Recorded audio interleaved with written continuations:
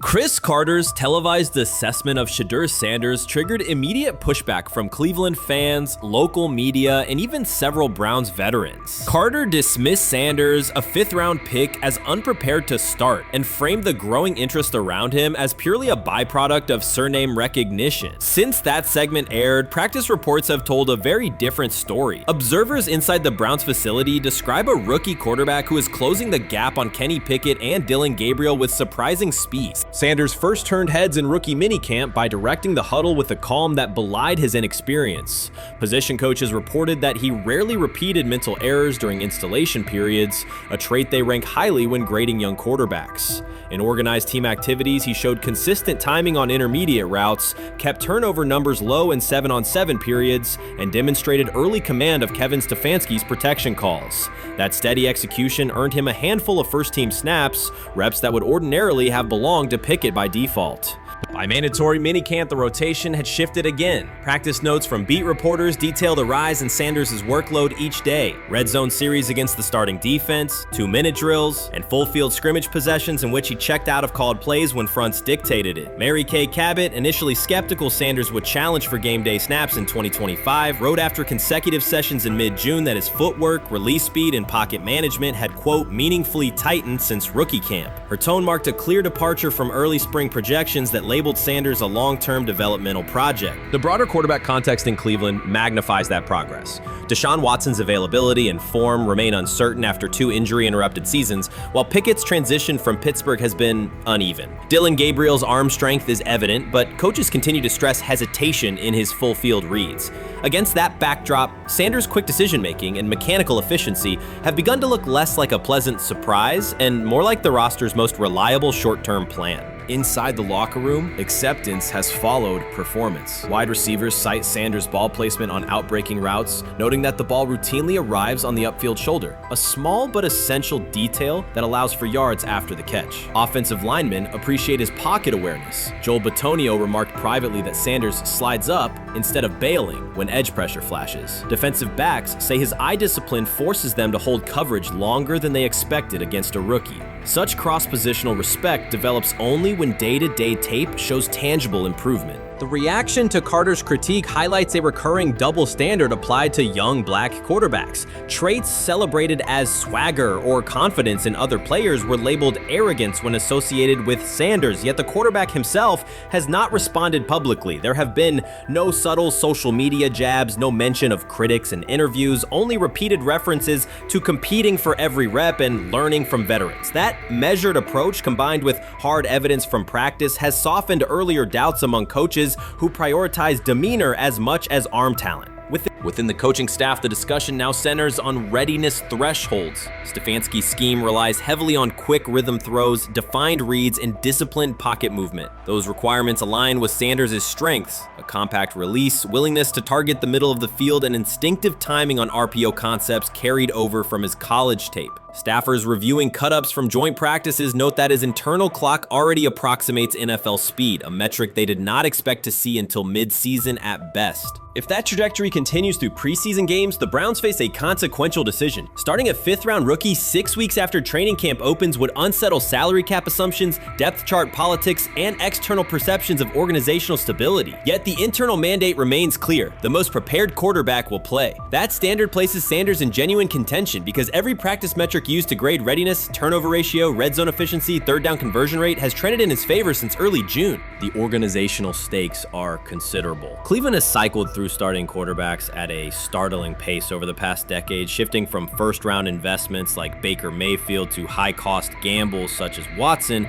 each move packaged as the long-awaited solution. A rookie chosen outside the first 100 picks ascending to the top of the depth chart would challenge long-held league assumptions about draft pedigree and opportunity. It would also validate the evaluation philosophy that prioritized Sanders' intangibles: processing speed, leadership presence, over conventional arm strength thresholds that pushed him down the draft board. Carter's televised remarks now sit awkwardly alongside daily updates from Berea. His critique relied on pre-draft labels and the presumption that a late-round passer with a famous father would need a redshirt year. Practice film contradicts that stance. Sanders checks protections at the line, manipulates safeties with shoulder fakes, and has reduced turnover-worthy throws in full-speed sessions to single digits. You made an interesting point. So I tend to have the drip, drip, drip. This was my Johnny Manziel theory, is that everybody makes mistakes, especially when you're young. But if I see 2, 3, 4, 5, then you've got a plumbing issue. It's not just you didn't close the faucet. So there's about 6 pieces of video in college where Shedeur was a little bit of a brat, whatever. Then there's the legendary cringy draft room. Didn't love that as a B prospect. Then there's back-to-back speeding tickets, both over 90, and a missed arraignment. The NFL is navigating unexpected headlines after a former Browns coach publicly defended Shedeur Sanders in response to reports of multiple speeding tickets. The coach's statement has sparked extensive online debate. Supporters welcome the show of loyalty, while critics question the motive. Sanders now finds himself at the center of an unforeseen controversy, and observers want to know why a Cleveland coach is standing so firmly in his corner. The story is developing rapidly and continues to draw intense attention. When it came out that he got a speeding ticket, I said it's not really that big a deal. I feel very differently about it now. Over 40 miles an hour over the speed limit, less than 2 weeks after you just got a ticket. I don't know if that's entitlement or immaturity. There's got to be some teams that are feeling very good right now that they didn't draft him. Observers are focusing on Shedeur Sanders' recent speeding ticket, treating the violation as a measure of his character and sidelining his athletic, academic, and philanthropic accomplishments. The incident, driving 15 miles per hour over the limit in a borrowed Lamborghini, has drawn sharp criticism. In response, a former Cleveland Browns coach has taken the opportunity to comment, even though the franchise is widely viewed as unstable due to its frequent coaching changes and limited on-field success. By defending Sanders, he presents himself as an authority on discipline and leadership. The statement, coming from an organization seldom praised for stability, has nonetheless attracted considerable attention across the league. You want to defend him a little bit. I thought this was an interesting take. Yeah, I thought it was really interesting that you said you were out because of the speeding tickets. To me, that's such a minor thing. You were so high on him in terms of his completion percentage in OTAs, and I thought that was a little aggressive on your part. But with the speeding tickets, I got a speeding ticket the first night of the draft, my first year there. I thought maybe I'd get the benefit of the doubt, but they gave it to me anyways. As soon as the former Browns coach defended Shedeur Sanders, social media erupted with commentary, resembling the volume of draft night coverage. Posts and opinions appeared within minutes, and criticism escalated rapidly. Detractors amplified Sanders' minor speeding violation, while supporters argued that such reactions were disproportionate to a single traffic citation. Shedeur Sanders received 2 speeding citations, and the minor traffic issue quickly drew national attention. Before considering the former Browns coach's response, it is useful to clarify the facts. Sanders, son of Pro Football Hall of Famer Deion Sanders and a current college quarterback, was twice ticketed for exceeding the limit while driving a high-performance vehicle. Commentary on social media escalated rapidly, with critics framing the incident as a significant character concern, even as the league has historically tolerated far more serious legal transgressions. Stepping into the debate, a former Cleveland Browns coach, best known for a tenure filled with losses and contested decisions, issued a strong public defense.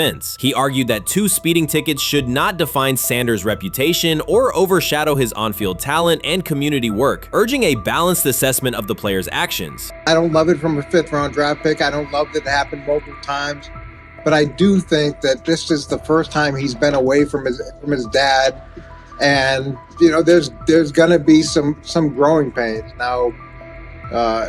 Would I sell my stock on it like you are? Not because of a couple speeding tickets, especially in light of the problems that Brown's quarterback room has had to deal with legally in the last few years. I mean, this is nothing. The debate quickly shifted from 2 speeding citations to broader claims about integrity, growth, and leadership. The former Browns coach framed the infractions as moments for personal development and urged observers to view them in context. Critics responded forcefully. Some called for disciplinary action, others questioned Deion Sanders' parenting, and a few sought to discredit the coach himself, despite his professional record already being widely analyzed across the league. The reaction underscores an apparent inconsistency in public standards. Fans often overlook on-field confrontations, heated sideline arguments, and other significant controversies, yet they treated Sanders' routine traffic offenses, speeding without evidence of reckless endangerment, as indicators of serious character flaws. If such minor violations were adopted as the primary measure of morality in professional football, many players would face similar criticism.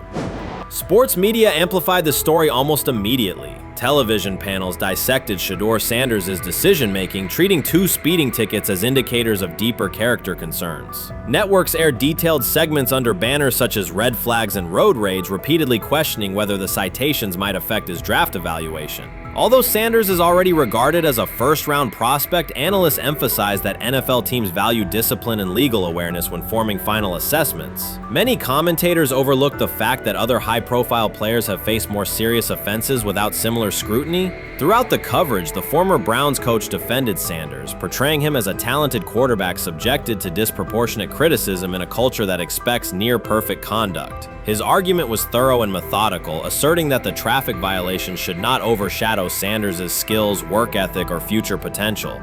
Commentators point out that the coach's intervention was not entirely selfless. He recognized the publicity potential. One day he was an overlooked figure from a struggling Browns era, the next he was a trending name across sports media. The discussion quickly expanded beyond Sanders' speeding citations to questions of image management and narrative control. Critics demanded disciplinary measures, public apologies, team sanctions, and formal statements, yet their objections seemed directed less at the traffic infractions themselves and more at Sanders' high profile, confidence, and resistance to traditional expectations. In practical terms, Sanders' brand remains intact. The coach secures renewed relevance, and the episode supplies another headline in the ongoing story of modern football. The next time Sanders is seen in a high-performance car, the debate will likely reignite, focused not on speed limits, but on the broader culture of the league. Meanwhile, new voices continue to join the conversation. Broadcaster Colin Cowherd has already weighed in, offering his own reassessment of the incident and its broader implications. Breaking news, Shedeur Sanders last night was pulled over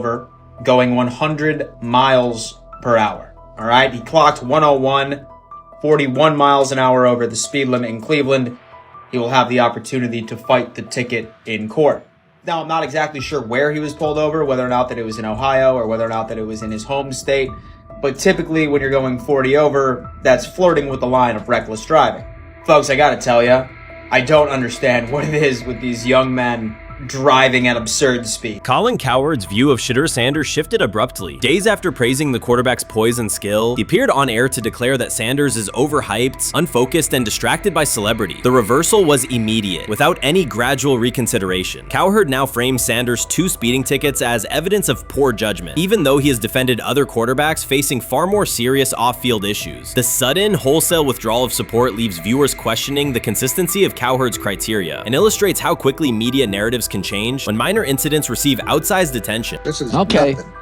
nothing. Okay. How much of this is, Jimmy Haslam has his hands all over Manziel, has his hands all over Deshaun Watson, admitted it, man enough to admit it. I saw the reaction in the draft room when they took Shedeur Sanders. It's pretty obvious it wasn't the coach and the GM's pick. How much is this team has 8 last place finishes in 13 years owning it. How much of this is we don't have a very good owner here like Washington, D.C. and the Commanders?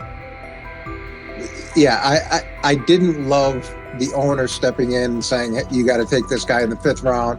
And I doubt they'll ever admit to it. While Colin Cowherd urged teams to move on from Shedeur Sanders, former Browns coach Eric Mangini offered a more measured response. Mangini, whose tenure in Cleveland was marked by mixed results, used his platform to provide context rather than condemnation. Instead of sensationalizing the speeding violations, he encouraged viewers to consider Sanders' circumstances. A 21-year-old quarterback whose life is scrutinized both on and off the field. Mangini acknowledged that the tickets were mistakes, but emphasized that they do not by themselves define Sanders' character or future. He noted the extraordinary attention athletes receive today, combining the responsibilities of quarterback, public figure, and social media presence. Under such pressure, missteps are magnified, and criticism multiplies quickly. Mangini concluded that any evaluation of Sanders should weigh the totality of his behavior, performance, and growth, rather than isolate 2 traffic citations as decisive evidence of poor judgment.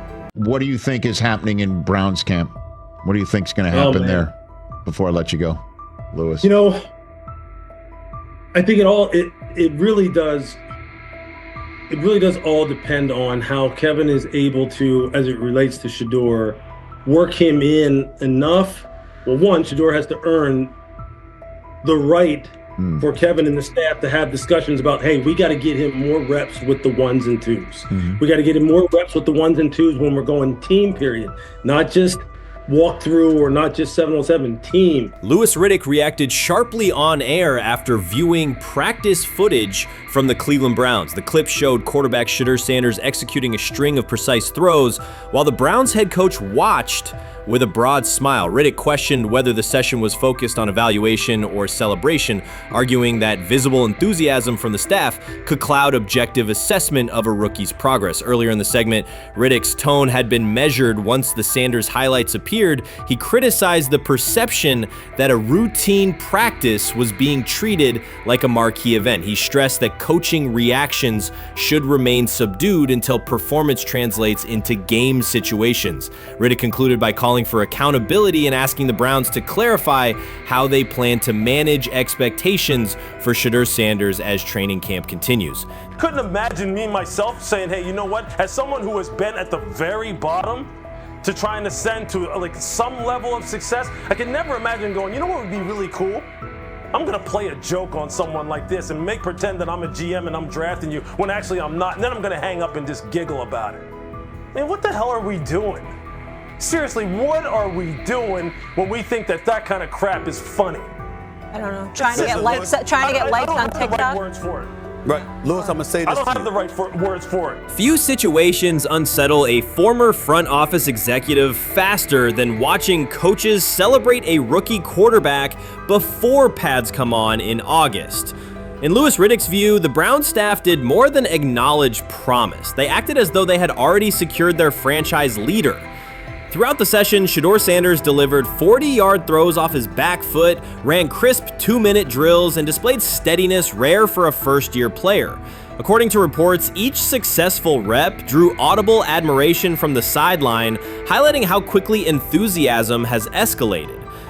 When Riddick reviewed the same practice tape and heard the glowing comments, he challenged the reaction on live television. He argued that a few controlled drills should not override the methodical scouting and development work that normally guides roster decisions. Riddick's criticism focused less on Sanders' talent than on the evaluation process. He warned that comparing a prospect to established stars or joking about renaming the stadium creates pressure before the player has taken an NFL hit, faced a disguised coverage, or logged a preseason snap. Praising potential is acceptable, he said, but anointing a savior in July risks repeating the organization's history of premature quarterback expectations. Sanders brings confidence shaped by his father's legacy and his own disciplined preparation, yet Riddick insists that progress must be confirmed over time. He urged the Browns to temper public excitement, follow a structured development plan, and reserve celebratory reactions for on-field results that matter. Regular season production under live pressure, not highlight clips from a midsummer workout. He has to earn that. Kevin has to figure out a way to do that, so then you can reasonably assess what you have in him compared to Dylan Gabriel, compared to Kenny, compared to Joe Flacco. If you don't, then the conversation surrounding him is going to continue to be what it's been, which is, but for some people, he was overhyped all along. He's not that great of an athlete, doesn't have a big enough arm. There's a reason why he was a 5th-round pick, blah, blah, blah, which I don't believe. I believe if he is given enough reps, earns enough reps, and then is given enough reps in meaningful situations, he can throw the ball just as good as Joe, if not better, just as good as Kenny, if not better, just as good as Dylan Gabriel. After more than 2 decades in personnel and broadcast analysis, Louis Riddick was dismayed to see a franchise bypass basic evaluation standards after only a series of eye-catching minicamp throws. Reviewing practice footage from Cleveland, he observed Shedeur Sanders drilling 40-yard passes against uncovered receivers and running 2-minute sequences with poise. In Riddick's view, those reps, conducted without pads, contact, or a disguised rush, show arm talent but reveal little about how a rookie handles game pressure. Riddick said the Browns' reaction drifted from objective assessment to outright admiration. Multiple reports indicated coaches were sketching new concepts for Sanders during dinner and referring to dedicated Shedeur packages well before a padded practice. Even the veterans in the quarterback room showed no visible alarm, a sign that staff excitement had already reset the internal depth chart conversation. The analyst emphasized that his concern is not Sanders' skill set. He acknowledged the quarterback's arm strength, footwork, and composure, but rather how quickly the club appears willing to declare him its long-term answer. Riddick cited several past prospects who received similar midsummer acclaim only to stall once real competition began. Given Cleveland's long history of quarterback turnover, he argued the organization should focus on incremental milestones, processing post-snap reads, surviving live pass rushes, and rebounding from mistakes on Sunday afternoons. Riddick urged the Browns to temper expectations and follow a structured development plan so Shedeur Sanders can progress without undue pressure. One coach reportedly admitted he replayed Tuesday's scrimmage film so often that he lost sleep, an anecdote Riddick offered as proof that enthusiasm is already outpacing reality. All asking now is what is going on with Shedeur Sanders, and so the floor is yours. Maybe you can make sense of this free fall with what was at one point the top-rated quarterback in this draft class. Yeah, see, I think at this point in time, this really isn't a football discussion any longer. This is a personal discussion. This is about it's a fit discussion. It's whether or not teams are just comfortable with everything that comes along with Shedeur in terms of who he is as a person, all the people that are surrounding him in terms of his inner circle, and whether or not teams deem that to be something that they're comfortable with. Right or wrong, that's the only conclusion you can really come to at this point. Louis Riddick voiced an escalating concern during the segment. Having witnessed numerous quarterback setbacks in his career, he worries another may be forming, not because Shedeur Sanders lacks talent, but because the praise around him is growing without restraint. Sanders has simply attended practice, delivered accurate passes, led the huddle, and shown the composure expected of an NFL player. Riddick fears the Browns' reaction, treating routine drills as proof of long-term success, risks setting premature expectations. He cautioned that the organization seems ready to celebrate a franchise savior before Sanders has taken a competitive snap, noting that such early adulation has derailed promising prospects in the past and could impede Sanders' measured development. Urban Meyer's roster history underscores the absurdity. Meyer coached Aaron Hernandez, whose off-field crimes are well documented, along with other players entangled in assaults, academic misconduct, and more. Yet Feinbaum singled out Newton, a national champion, Heisman Trophy winner, and NFL MVP, as the worst. This selective condemnation is not new. When Deion Sanders recently suggested implementing an NIL salary cap to restore competitive balance, Feinbaum dismissed the proposal and called Sanders a hypocrite rather than engage with the substance. The pattern repeats. Feinbaum routinely targets Cam Newton, Deion Sanders, Jameis Winston, Lamar Jackson, outspoken black athletes and coaches, while extending grace to figures such as Nick Saban, Kirby Smart, Dabo Swinney, or Tim Tebow under similar circumstances. Newton is no longer content to remain silent while others distort his story. In response, he laid out an accurate chronology, highlighting facts the commentary networks rarely repeat. One long-standing myth is that Newton was expelled from the University of Florida. He was not. Tim Tebow held the starting job unchallenged, and Meyer had no intention of displacing his star. Like thousands of athletes each year, Newton transferred to find a place where he could play. The move was strategic, not disciplinary. He is with 3-2-2-5-3-17 to transfer to and Moorbeck. Meyer was. Critics habitually resurrect the 2008 laptop incident to tarnish Newton's entire career. Newton has acknowledged the mistake, but its relevance is overstated. The incident did not prompt his transfer, nor did it derail his trajectory. After leaving Florida, Newton enrolled at Blinn College, a Texas JUCO powerhouse, and led the Buccaneers to a national championship while posting dominant statistics. That performance earned him the opportunity to transfer to Auburn. At Auburn, Newton produced one of the most extraordinary single seasons in collegiate history. More than 4,000 yards of total offense, 50 combined touchdowns, an SEC title, a national championship, and the Heisman Trophy. Achievement compressed into a single year under intense scrutiny. Even that landmark season is recast by Feinbaum as a cautionary tale. He claims Newton ignored head coach Gene Chizik by diving for a goal line touchdown when told to kneel, jeopardizing the game. In reality, Newton explained that the decision was a collective adjustment made in the huddle after reading the defense, while Auburn still held timeouts. The Tigers maintained control and secured the championship. Portraying that moment as reckless serves to recast Newton's success as selfishness rather than leadership. Feinbaum's approach to Sanders reflects the same dynamic. When Sanders urged a structured NIL ceiling to protect athletes and stabilize rosters, Feinbaum immediately labeled him hypocritical. Yet when Saban or Sweeney voice identical concerns, Feinbaum frames them as thoughtful guardians of the sport. The inconsistency reveals that the determining factor is not the argument but the identity of the speaker. Unapologetic black leaders who control their narratives, challenge entrenched hierarchies, and Feinbaum's commentary often functions as a check on that influence. Newton countered Feinbaum's latest attack with a concise statement.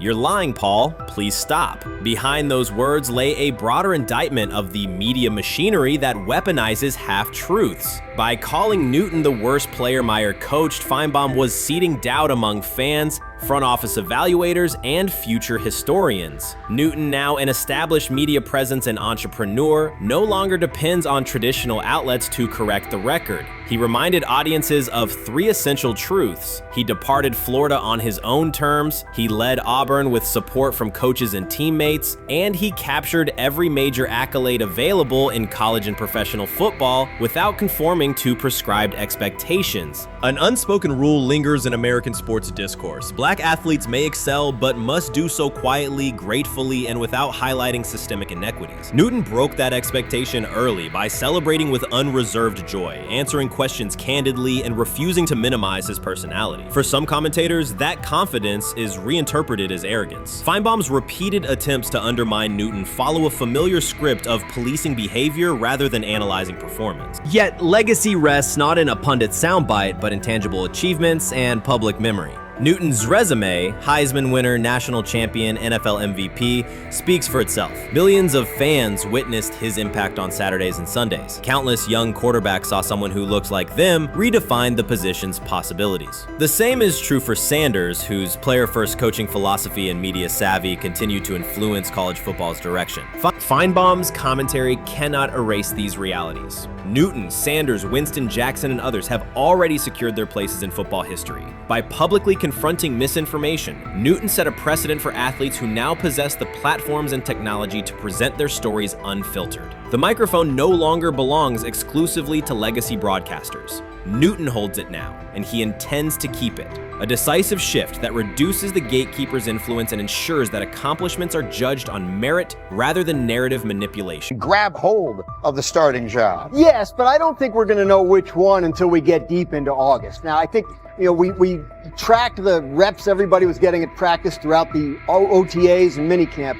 But when you talk to people there, they just want to make sure everybody got what they needed. And that, Kenny Pickett, we find out if he has the goods to be the starter. Joe Flacco, they back him off a little bit. He's 40. He may not need as much. The rookies, Shedeur, Sanders, and Dillon Gabriel, what do they need to learn to make the transition from the college game to the pro game? That's what the spring was about for the Browns quarterbacks. Now, Shedeur Sanders has moved from social media celebrity to on-field standout, and ESPN now lists him among its first-team candidates. Reactions are split. Some fans are impressed while others are skeptical. Whether this reflects Deion Sanders' long-term strategy or simply Shedeur's rapid development, the story is drawing widespread attention. Here's a look at what led to this moment. They never planned on taking him. The problem is, like Ocho Cinco said, you got somebody that has endeared himself to the locker room. And guess what? The difference between him and Tim Tebow, the biggest one, is he can play. He can throw the ball. Tim Tebow running around being an H-back, he can throw the ball. And he's done everything he needs to do. He ain't saying nothing. He ain't rocking the boat. He ain't mad about them reps. He ain't mad about none of that. All the people out there want to see is this, like Tyver said earlier. We want to see what he can do with Jerry Jeudy. Online reactions are sharply divided. Some fans strongly support Sanders, while others argue he is overrated. Traditional analysts cite statistics and claim his recognition comes mainly from his father's name. Sanders supporters are actively celebrating his rise and already predicting a future NFL career. Sports media outlets have made his candidacy a central topic of debate. The discussion now extends beyond statistics and victories to include his marketability, public image, and on-field presence. Sorry, is Shedeur Sanders going to get a chance to win this job? Do you believe he gets a legit shot to win this job?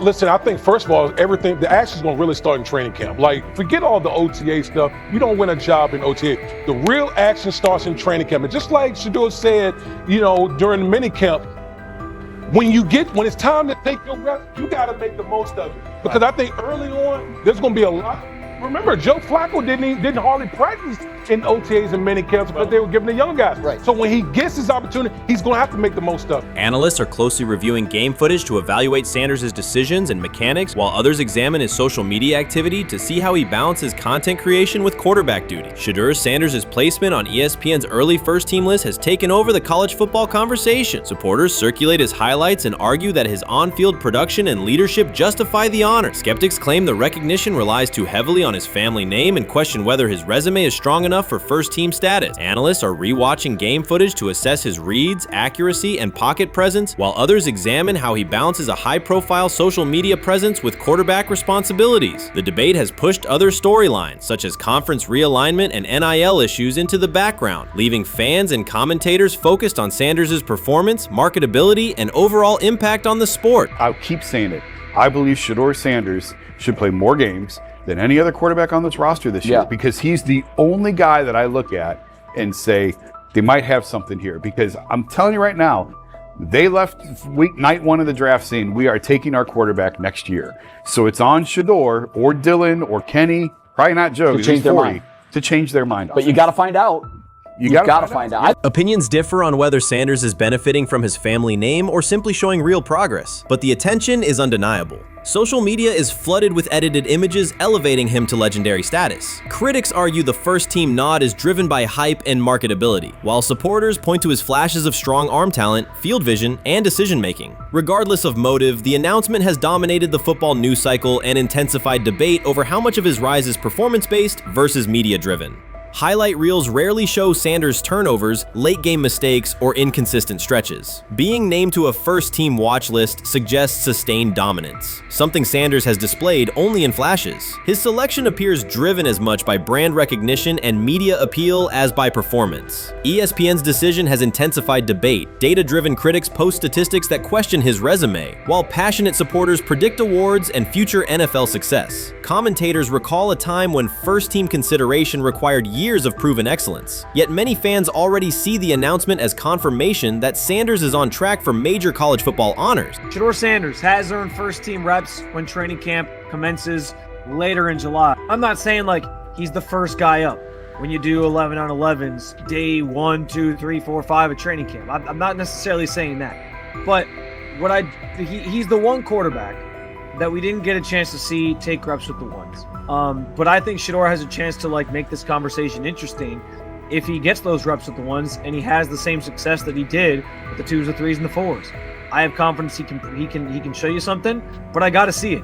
We all got to see it before we can actually judge that. Some believe Deion Sanders is already preparing for an award ceremony, while others are furious, threatening to protest ESPN's credibility over Shedeur's first-team mention. Critics argue that honoring Sanders without a full season of elite play undermines college football standards. Supporters insist his performance and profile justify the recognition. The debate reflects a broader clash between traditional merit-based evaluation and modern brand-driven visibility. In today's landscape, first-team consideration is no longer only about statistics. It also involves marketability and audience engagement. Whether welcomed or rejected, Sanders commands attention and embodies the sport's shift toward both performance and personal brand. Shedeur is lighting it up in practice every day. You're not even a half bit curious to see what he could do with the ones. That makes no sense. And then on top of all of that, you got players going on podcasts and talking to people in the media saying this guy is really good. Like this guy is legit. So even your peers respect you enough. How is it that the coaches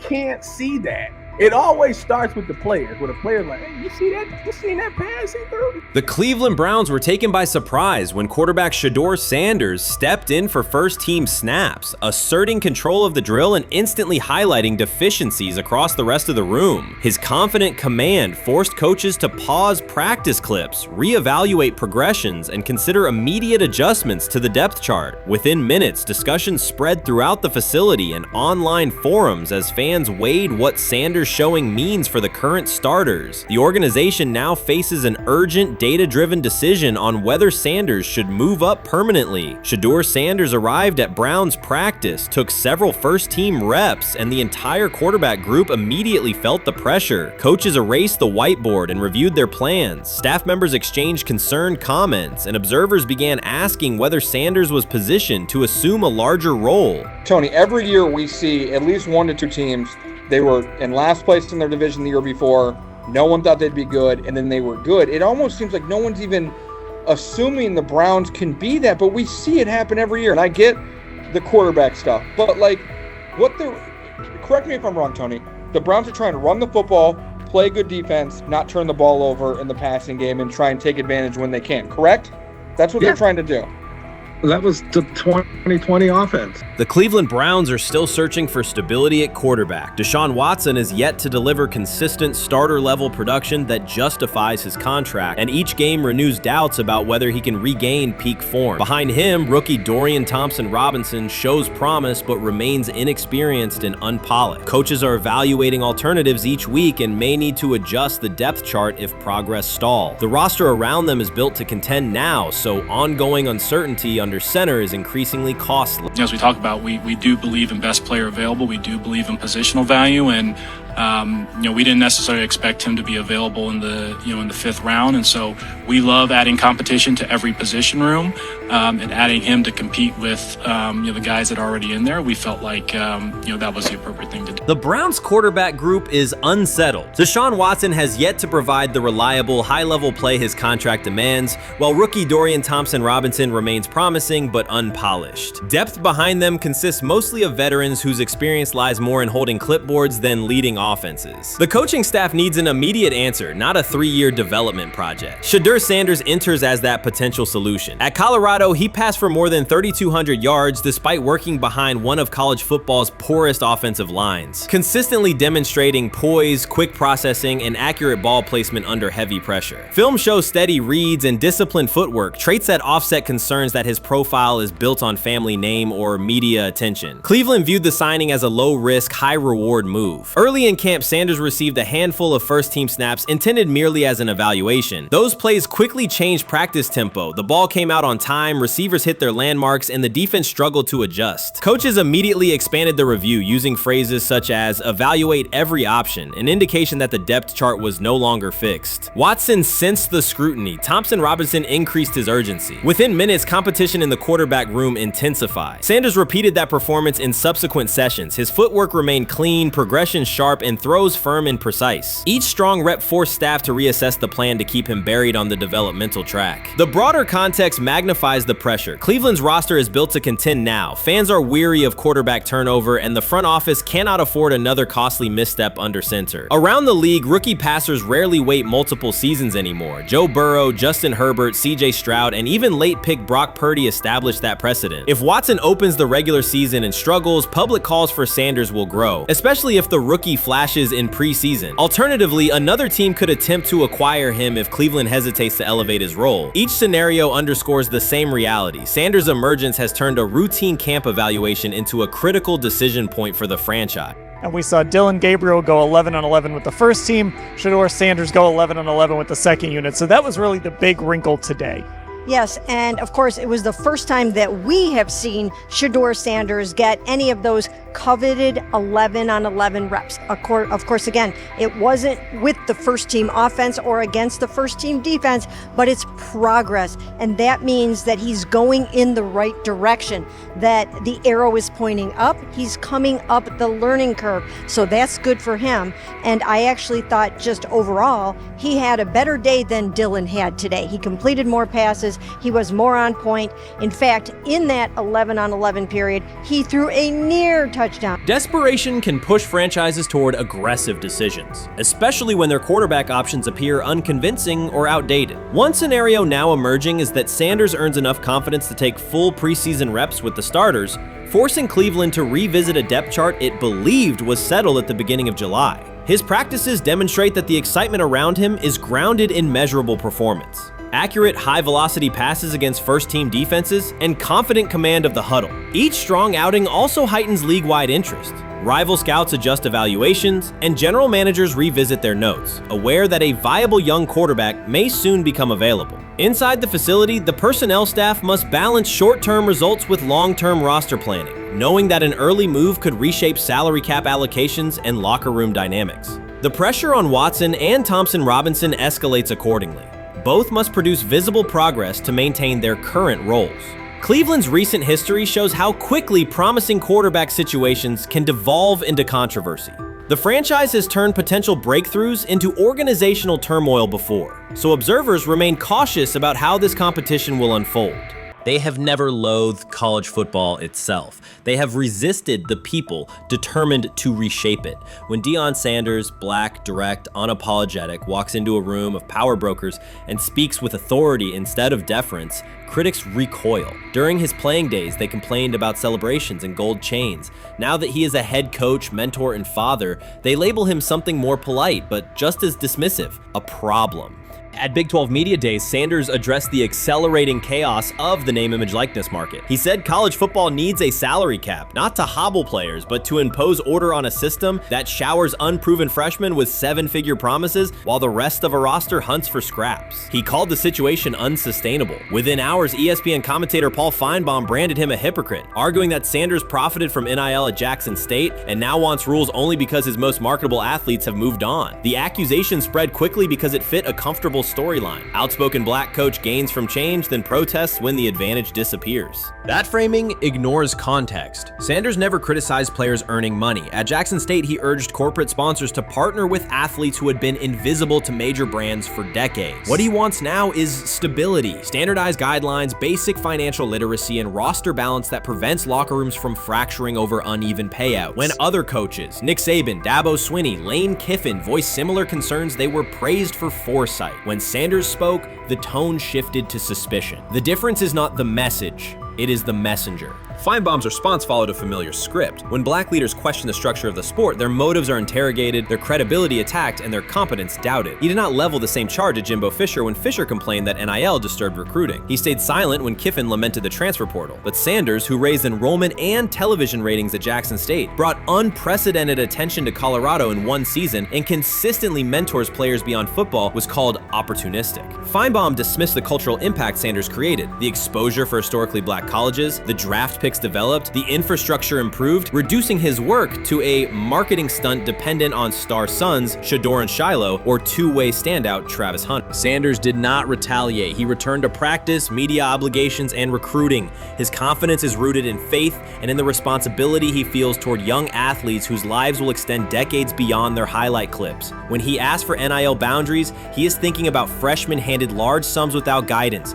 families unprepared for sudden wealth, and programs that abandon kids once production stalls. He has watched that cycle from the inside. He wants protections, not restrictions. Critics predicted Colorado would fade once Shedeur and Hunter leave. Instead, Sanders signed blue-chip quarterback G.J. Lewis and a wave of transfers eager to join a program that values personal growth as much as on-field wins. Recruits see a coach who challenges the status quo, who places black culture at the program's center without apology, and who will remain visible when social media buzz cools. They recognize that Sanders does not chase attention. Attention follows his results. Media outlets reduced the upcoming Buffalo season to a win total prop. 6 victories, give or take. Sanders is playing a longer game. He wants to show young athletes, especially black athletes, that they can lead authentically, speak with conviction, and refuse to shrink for access. Success measured only by the scoreboard misses the point. If Sanders builds men who graduate with financial literacy, self-confidence, and community awareness, he will consider the mission successful,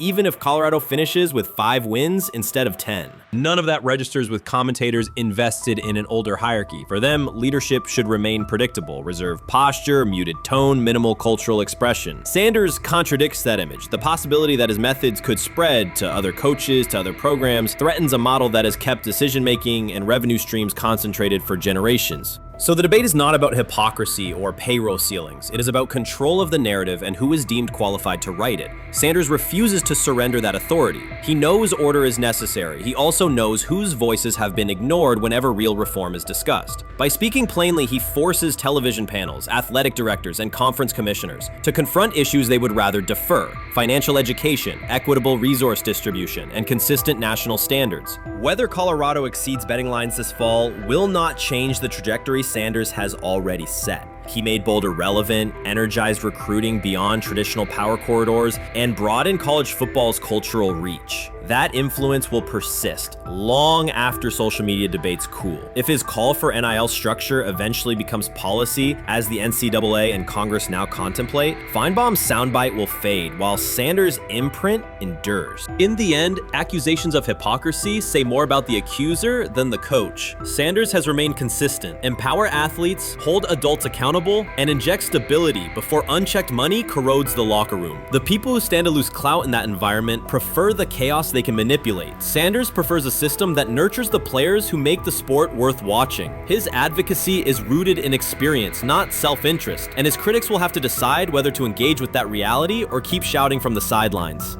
I view things as I got time. I got time to be able to grow and mature, and be able to understand the ins and outs of the defenses and be able to get the good insight from the vets in the room. So I look at it as, a plus, and whenever, it's time for me to play. Shedeur Sanders rolled into Browns camp and instantly made the whole practice feel like a recess pickup game. NFL vets suddenly looked like they'd forgotten the playbook and were just trying to keep up. With that being said, I see some balls coming out of Shedeur Sanders at that camp, and I'm like,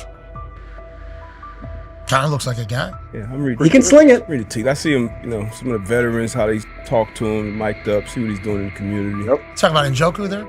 Njoku, Mike that. Yeah, once you see, different little interactions and things like that, I know he has the talent. We'll see. It'll be a competition that usually brings the best out of guys, especially young guys. So I'm interested to see how that quarterback situation. Right after Shedeur Sanders tightened his cleats and the Browns settled in for what they figured was a routine camp day, the whole vibe tilted sideways. No blazing comet, no UFO touching down at midfield, just a swagger-charged quarterback striding in like he'd crashed the wrong league and thought, yeah, I'll stick around and run this show. The Browns had no clue what storm was rolling in. You'd expect an NFL team to do a quick scout, maybe pull up a highlight reel or two, but nope.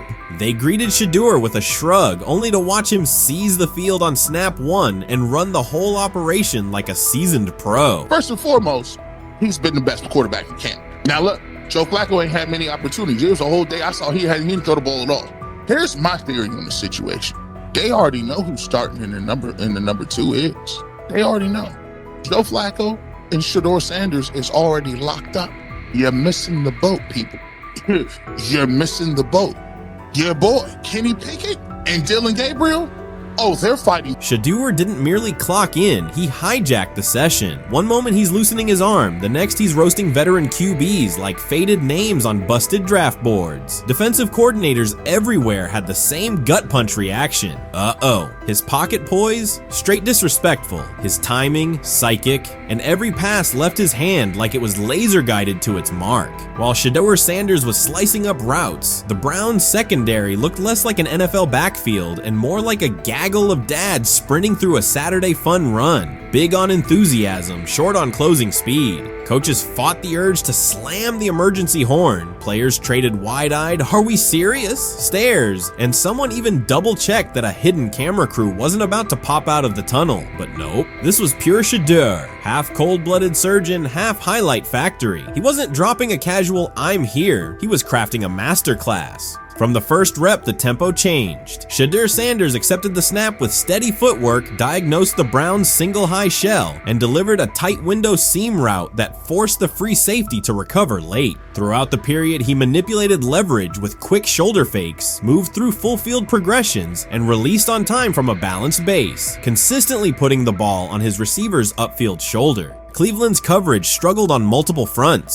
Safeties hesitated between deep half responsibilities and underneath support, creating voids at 15 to 20 yards. Cornerbacks and off-man were caught in trail position when Sanders used rhythm throws on 3-step drops, while those who tried press technique had their inside hand neutralized by his receivers' outside releases. Linebackers widened to match shallow crossers, leaving the middle hook unguarded for pivot routes and option digs. One corner attempted a line of scrimmage jam. Sanders immediately adjusted the route to a back shoulder fade, releasing the ball before the break and rendering the press ineffective. Over the session, he showcased pocket discipline, reclimbing to maintain throwing lanes rather than drifting, and finished with a series of anticipatory throws against cover 2 cloud, fitting vertical outs between the flat and deep half defenders. Sanders' combination of rapid post-snap processing, precise ball placement, and pocket efficiency exposed coverage mismatches at every level and highlighted communication gaps in the Browns secondary. By mid-session, the Browns defensive staff clearly recognized their calls were outmatched. Every adjustment, a roll to cover 6, a simulated pressure, a late rotate to 2 high, was neutralized once Shedeur Sanders confirmed the post-snap picture. Routes that had taken weeks to script were beaten by timing and location. Comeback set at 12 yards broke open before the corner's transition. Slot seam outs dotted the void between the flat and deep half defender, and boundary receivers beat press with quick hand techniques, receiving the ball before the trail man could recover. Sanders' command was methodical. He used cadence to freeze plug blitzes, re-ID'd the mic when linebackers sugared the A-gaps, and maintained a firm base so he could reset and fire without resetting his feet. His receivers benefited from that rhythm. Top of the stem, eyes back. Ball delivered on their upfield shoulder, allowing immediate transition to YAC. The Browns front tried a late stunt to compress the pocket. Sanders climbed 2 steps, re-spotted the shallow crosser, and delivered in stride, turning a potential sack into a 20-yard gain. What stood out most was how little ramp-up Sanders needed. From his first series, he processed full field concepts at tempo, cycling through progression reads without hitching. The poise under interior pressure, consistency in ball placement, and ability to manipulate zone defenders left the Browns' coordinated disguise packages ineffective and forced them into static coverage by the end of the period.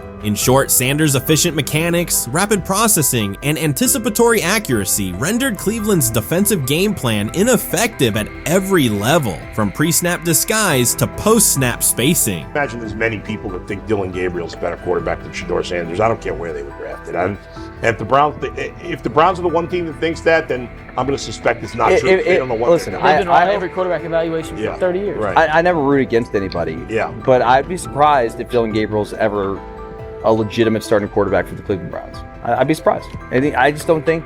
Well, then it is a wasted pick because you took him in the top 100. Yeah, but potentially. Yeah. May get away with it because of Shedeur. An edge rusher chirped at Shedeur Sanders between snaps, hoping to shake his rhythm. On the very next play, Sanders answered with a 30-yard laser, a deep dig from the boundary side that split the single high safety and the trailing corner. He hit the top of a 5-step drop, kept a firm base, and delivered on time to the receiver's outside shoulder, turning what should have been a routine rep into a sudden change explosive. From that moment on, every coverage wrinkle the Browns tried, rotating from cover 3 to quarter half, flashing a Tampa 2 shell, mugging both A-gaps, was met with a precise counter. When corners pressed, Sanders adjusted the route to a back shoulder fade. When safeties widened, he checked to a glance post. When linebackers bailed, he found the running back on a delayed option out of the backfield. Even late simulated pressures couldn't move him off his spot. He simply climbed, reset his feet, and fired. As Cleveland's defenders rotated through checks, Sanders manipulated them with cadence and eye discipline. He froze weak side safeties long enough to create intermediate windows, then feathered the ball into those lanes before help could arrive. When the Browns finally dropped 7 and matched every route, Sanders tucked the ball and converted 2 separate 3rd and 6 situations on the ground, reminding everyone that his mobility is as calculated as his arm. By the end of the session, the defensive coordinator's call sheet looked obsolete. Sanders had neutralized blitz looks, exposed spacing issues in zone, and forced the unit into static base coverage just to survive the period. It wasn't a camp drill anymore. It was a clinic on timing, processing speed, and controlled aggression, delivered snap after snap by a quarterback who never needed a warm-up lap to own the field. They never planned on taking him. The problem is, like Ocho Cinco said, you got somebody that has endeared himself to the locker room. And guess what? The difference between him and Tim Tebow, the biggest one, is he can play. He can throw the ball. Tim Tebow running around being an H-back. He can throw the ball. And he's done everything he needs to do. He ain't saying nothing. He ain't rocking the boat. He ain't mad about the reps. He ain't mad about none of that. All the people out there want to see is this, like Tyler said earlier. We want to see what he can do with Jerry Jeudy. That's it. I want to see what he can do with David Njoku. I want to see him with Junkins. I want to see him with the first running backs. If you are cooking, if you are beating down the doors with the 3s and 4s, guess what? You deserve more. From the first team period on, Cleveland's secondary looked a step slow. A deep third safety hesitated on a post-snap rotation, leaving Shedeur Sanders free to climb the pocket and fire a 22-yard out that arrived before the defender could plant and drive. The supporting cast around him, players fighting for roster spots, not Pro Bowl invites, benefited from his command. Sanders used tempo to control the defensive front, altered protections at the line, and located throwing lanes so quickly that one receiver didn't register the catch until he crossed the goal line. As the Browns tried new personnel groups, coverage busts multiplied. Starters slipped out for hamstring stretches while rookies rotated in, only to find the ball arriving on their blind side before they'd completed a midpoint squeeze. On a later 3rd and long, Cleveland finally closed the interior rush lanes, compressing the pocket with 3 defenders. Sanders pivoted through the traffic, stepped into a narrow escape window, and without resetting his shoulders, whipped a no-look pass to the boundary curl for a fresh set of downs. The throw turned a potential sack into an explosive play and left the coaching staff scrambling for answers. The people who are fascinated by Shedeur for whatever reason, whether it's his play, I guess, last year was kind of fun. If you're just like a guy who grew up like loving Deion Sanders and passed that love on down to your kids, I can see why you're like that. The one thing I will give them is you're looking at this quarterback room. If you're a fan of Shedeur and say, why can't he go beat Dylan Gabriel or Joe Flacco or Kenny Pickett? So I do understand that part of it, right? Because why not? Why couldn't he be a Brown starter in October or November? That looks like a quarterback room where everyone will get a chance to start. That's exactly what he says. I'm told the footage of Shedeur Sanders meeting with the Giants is so bad that both the Browns and the Sanders family have threatened legal action if it is published. The New York Giants have released audio from their draft interview with Shedeur Sanders, and the disclosure has drawn intense public reaction. Fans want to know whether Sanders made critical remarks and why the Giants shared material that should have remained confidential. The situation revolves around an open microphone, contentious comments, and the broader implications of the leak. The New York Giants published a brief, edited segment from their interview with Shedeur Sanders and withheld the remaining footage. Observers are debating whether this was a strategic public relations decision or an attempt to discredit him. The team has offered no additional explanation, and many fans view the limited release as inadequate and potentially misleading. They are demanding full transparency and accusing the organization of orchestrating a negative narrative. While criticism of Sanders is vocal, his supporters are responding with equal intensity. There was another team that he sat down with. What do you mean it didn't go well after that? So, he was pissed that they did that to him. They did that to him. He counter-confronted the them. same thing they do to every other quarterback prospect. They did that to him. They slide in a mistake to see if you catch it. Right. And so because you're the quarterback. But he didn't take it as a correction. He took it as like he got pissed off. Yeah, and it's like so here's another one. So another one was, he throws a bad interception, and it was a deep throw early in the game, and he comes back and they go in the meeting, they show the interception. The Giants have released only a brief excerpt of the interview and are refusing to share the rest. Their decision has drawn criticism across TikTok, X, and Facebook, where many see it as a poorly handled public relations move. Fans are calling for the full recording to be published so the situation can be judged in its entirety. The GM is on film that the son, they asked the son last draft, yo, who you think I should pick? His son yo, you need to get the Jaden Daniels, big. This is what his son, it's on tape. You should go Jaden Daniels. He laughing at his son. And all right, cool, get Jaden Daniels. I don't even know how that tape got out. I wouldn't have let the get out. Shedeur Sanders appears unfazed by the situation. Although the Giants suggested he was more hype than substance, their handling of the interview has instead elevated his visibility. Analysts across major sports outlets are now discussing him more than before, keeping his name prominent in the news cycle. New York Giants. where these tapes at? You hear me? Because if Shedeur Sanders was so unprofessional, y'all would have leaked the tapes for the whole world could see, right? Cause understand, it's a lot of he say, she say. But one thing I do know, as a young black man growing up in this world, being straightforward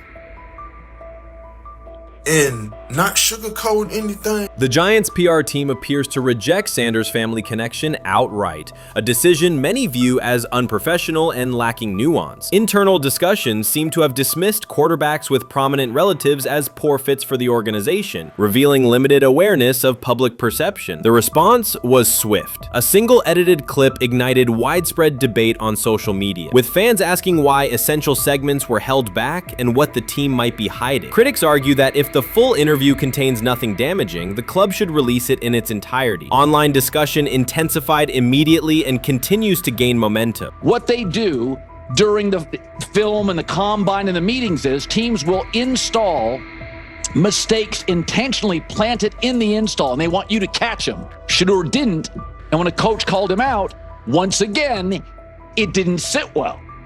It's like, bro, there's not many teams needing quarterbacks, especially since Pittsburgh appears to have a deal with Aaron Rodgers and Tennessee's getting Kale Moore. The Giants' decision to withhold the full interview has produced an unintended result. Instead of diminishing interest in Shedeur Sanders, it has intensified it.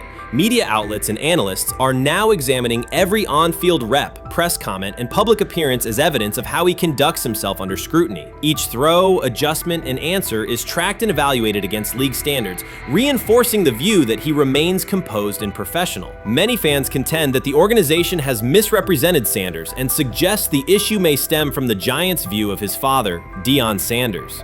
They see the partial release as an attempt to raise doubts about his character by association. That perception has only made his profile more compelling. The discussion has shifted from whether he deserves a high draft position to how effectively he withstands sustained pressure. Sanders is now regarded not just as a talented prospect, but as a symbol of resilience, central to debates about transparency and organizational strategy. Even if the Giants eventually provide more context, the visibility they have created for him is unlikely to fade. The most fun yet the most difficult thing I cover and we cover all year long is not games, it's the NFL draft. Because I've said this many times, you get lied to for a month to 2 months up to it. And so often during the draft, and every few drafts, there's a guy that really falls, precipitously falls. This year it was Shedeur Sanders, it's been Aaron Rodgers, it's been Dan Marino. Every few years somebody falls a lot. And so, but those stories don't come out until like the fall. Criticism of Shedeur Sanders from within the Giants organization has become increasingly public. Team communications appear focused on casting him as an overhyped prospect, whose character should be questioned,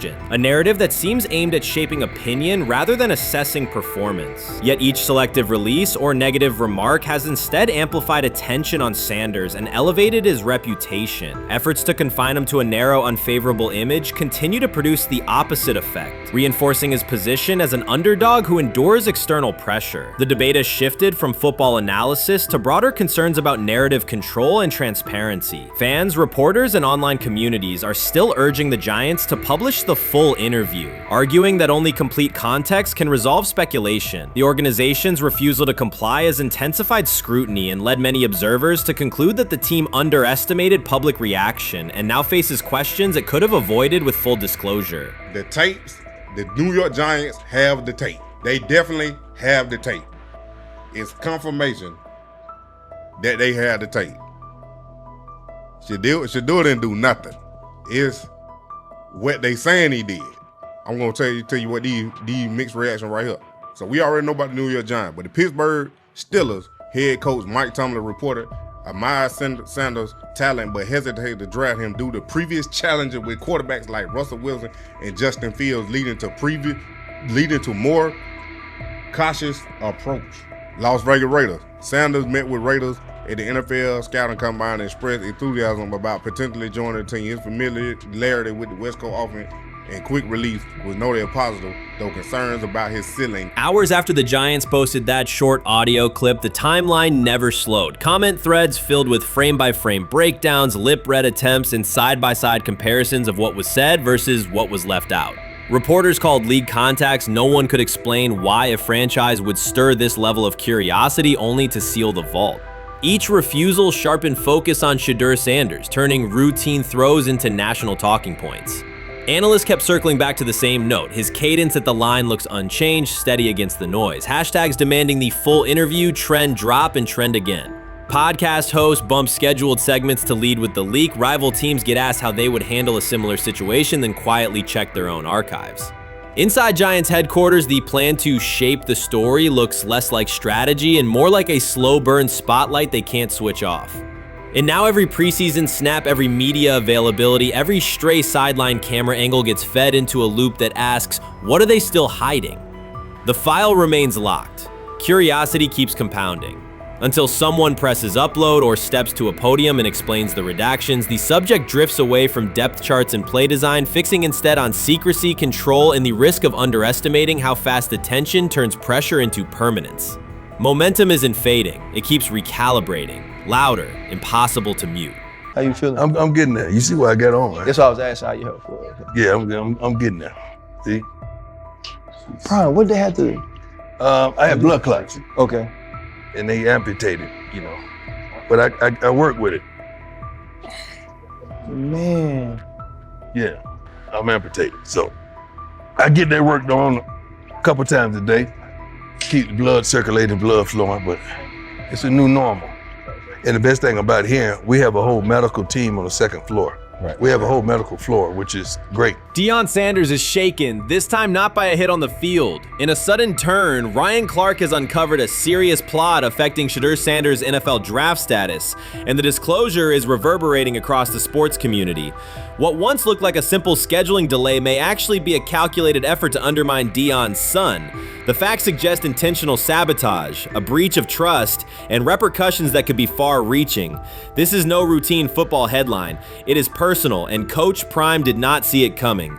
The sports world loves to celebrate underdogs, yet it often takes even greater pleasure in tearing down rising stars. Deion Sanders is witnessing that cycle now, not from the sidelines as Coach Prime, but as a father. The lights in Boulder remain bright, the cameras keep rolling, and Sanders still wears his gold watches, sunglasses, and natural swagger. Still, behind that familiar smile is a man carrying deep pain as criticism aimed at his son mounts daily. How much of that is opening press conference saying, okay, we are family, saying that he was sent to do certain things? Do you feel like people got attached to that, or it just was the fact that prime time is at Jackson State?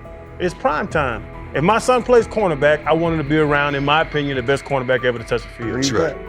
If my son played DN, I'd have to talk to you and tell me who's coaching the DNs. That's but right. I was sending my son to play for prime. His pain does not come from critics or losses, but from watching his son, Shedeur Sanders, get pulled into a system where politics outweigh performance. By every metric, arm strength, accuracy, field vision, Shedeur belonged in the top 3 of any NFL mock draft. Defensive coordinators who tried to unsettle him know he never flinches. He owns the unteachable leadership trait that turns strong prospects into franchise cornerstones. Then the narrative shifted. Draft boards that once placed him 2nd or 3rd slid him to 5th, then 12th, and eventually out of the 1st round on some lists. Analysts grew cautious, executives became vague.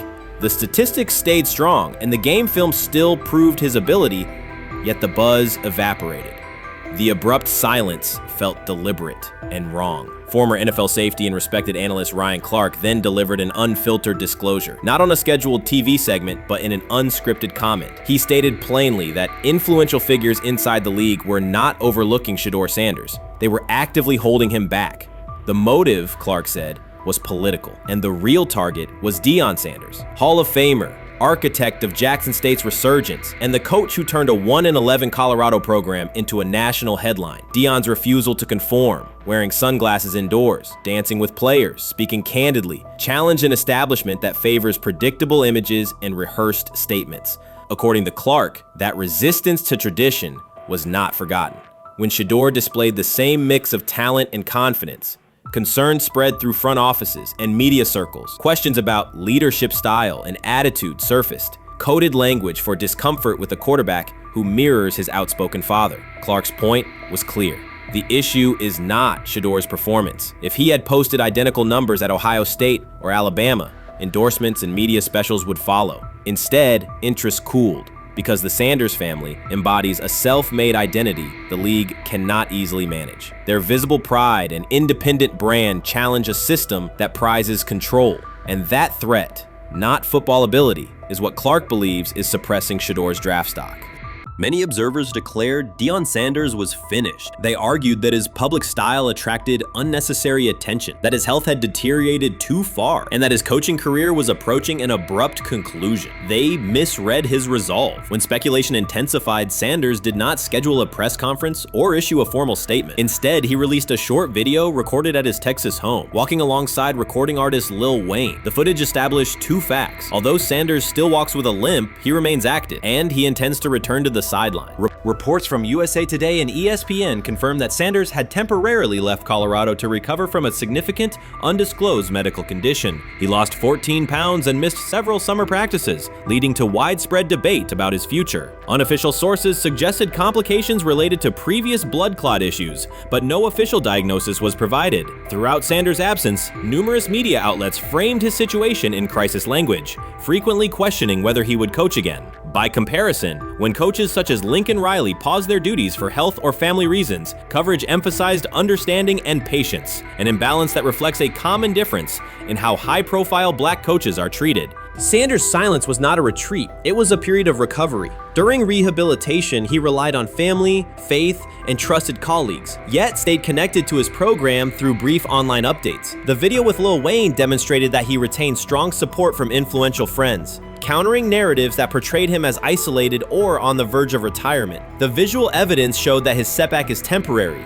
and that he remains determined to lead Colorado into the forthcoming season. Since accepting the Colorado position, Sanders has dramatically elevated the program's national standing. He first drew national attention to Jackson State and the broader HBCU football landscape, then moved to Boulder and transformed a one-win team into a central storyline in college athletics. His approach, combining hip-hop culture, direct communication, and open expressions of faith, has challenged conventional expectations for head coach behavior. Each step forward has been met with heightened scrutiny. His time at Jackson State was labeled a publicity stunt, his departure for Colorado was framed as abandoning HBCU culture, and his social media presence has been cast as distraction from traditional coaching responsibility. Critics often magnify Sanders' missteps and question his motives, while comparable actions by other coaches receive neutral or sympathetic coverage. Showings of enthusiasm from Brett Favre and disciplinary intensity from Nick Saban are celebrated as competitive passion, yet Sanders' displays of confidence are frequently labeled arrogance. The discrepancy illustrates deeper biases rather than differences in performance. Sanders' success challenges entrenched expectations of how a college football leader should look, speak, and act, especially a black coach who refuses to downplay his identity.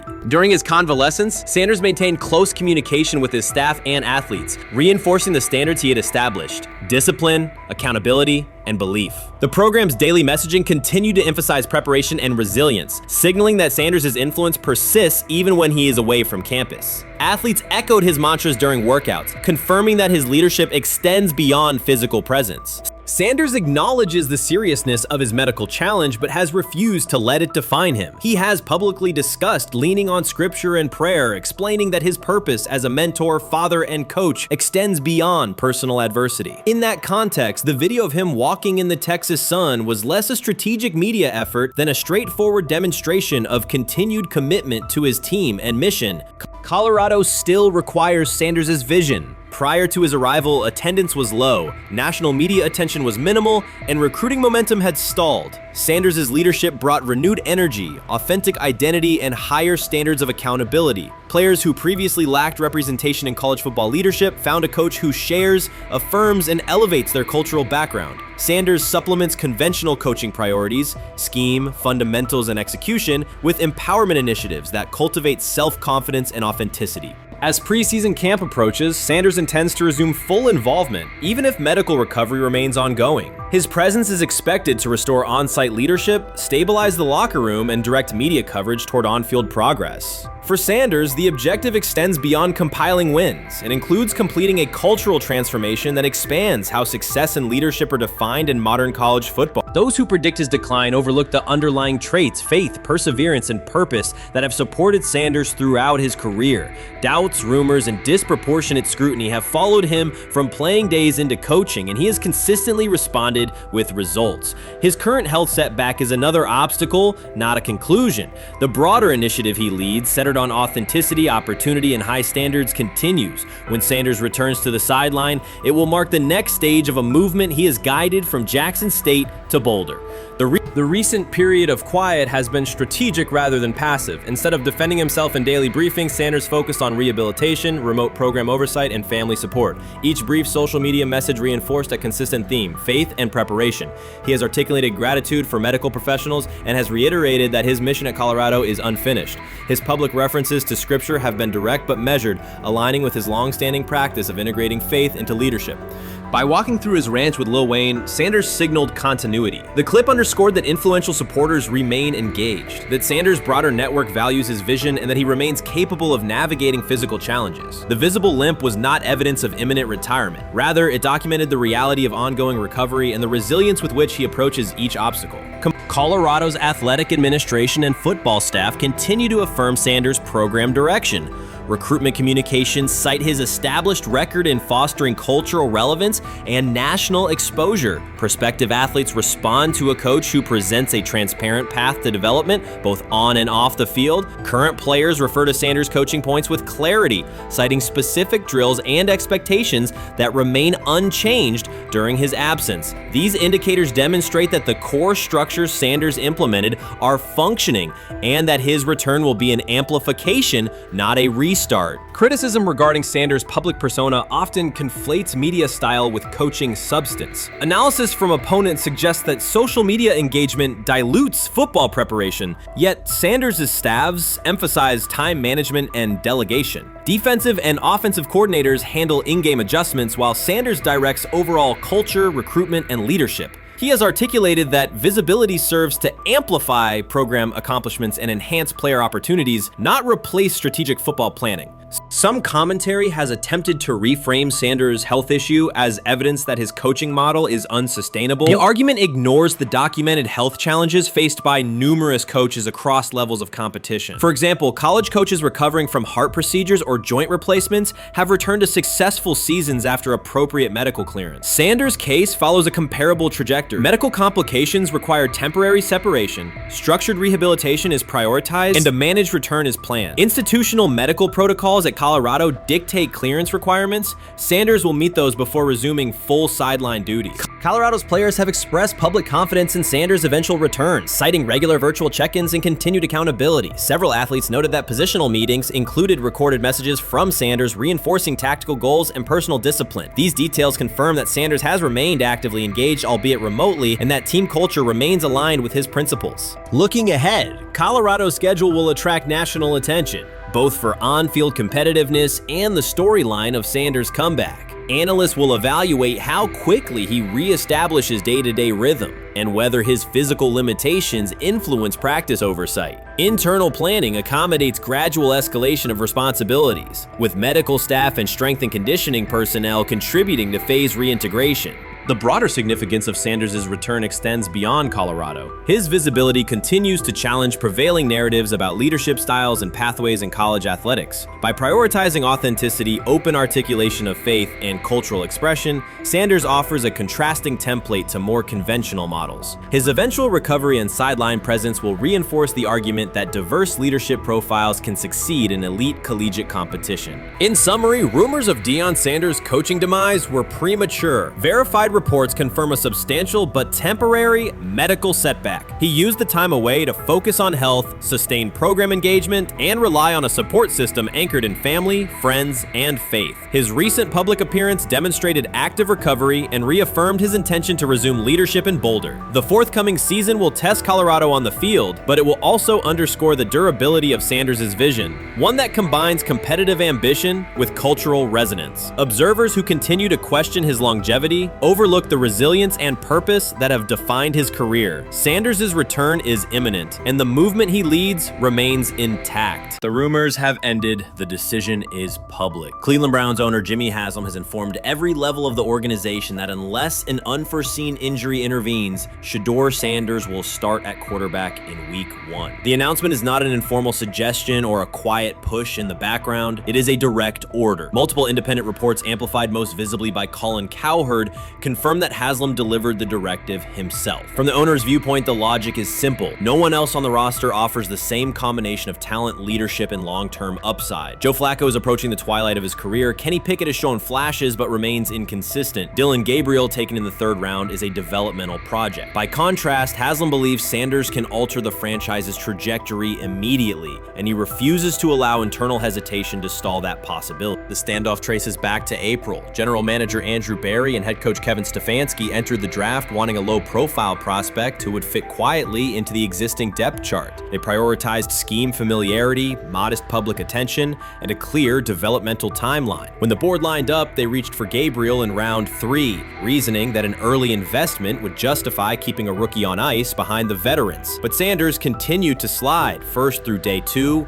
then deep into round 5. Haslam watched the names come off the board, convinced the league's bias against Deion Sanders' outspoken son was obscuring legitimate first-round talent. When Cleveland's 5th-round pick arrived and Sanders was still available, Haslam intervened. He did more than approve the choice. He overrode the original plan, making it clear that the organization would select Sanders and give him every chance to compete. From that moment on, the Browns' internal narrative splintered into 2 camps: those ready to accelerate around their owner's vision, and those still trying to protect their original approach. Once rookie minicamp began, Sanders erased much of the speculation. He commanded huddles, processed coverages quickly, and delivered throws with anticipation that belied his draft slot. Teammates noted his willingness to accept blame for missed timing, then correct the error without dramatics. While Flacco and Pickett split most first-team reps, Sanders treated limited opportunities as full-speed auditions. During organized team activities, he identified blitz looks, redirected protections, and consistently found his second read when the primary route was covered. More than one defensive veteran told local reporters that Sanders looks like the best arm in the building. That assessment forced Barry and Stefanski to reevaluate their timetable. They could no longer label Sanders a long-term project without contradicting on-field evidence. Drafting Gabriel 2 rounds earlier had provided the staff an excuse to slow roll Sanders' ascent. Coaches could point to investment cost, meeting room familiarity, and installation comfort to justify Gabriel's snap share. Yet each practice rep in which Sanders outperformed the 3rd rounder weakened that shield. Behind closed doors, position coaches began requesting more Sanders film for cut-ups, and offensive assistants quietly shifted meeting questions toward concepts the rookie already executed well. By mid-June, Barry himself started describing Sanders not as a developmental asset, but as a competitive option.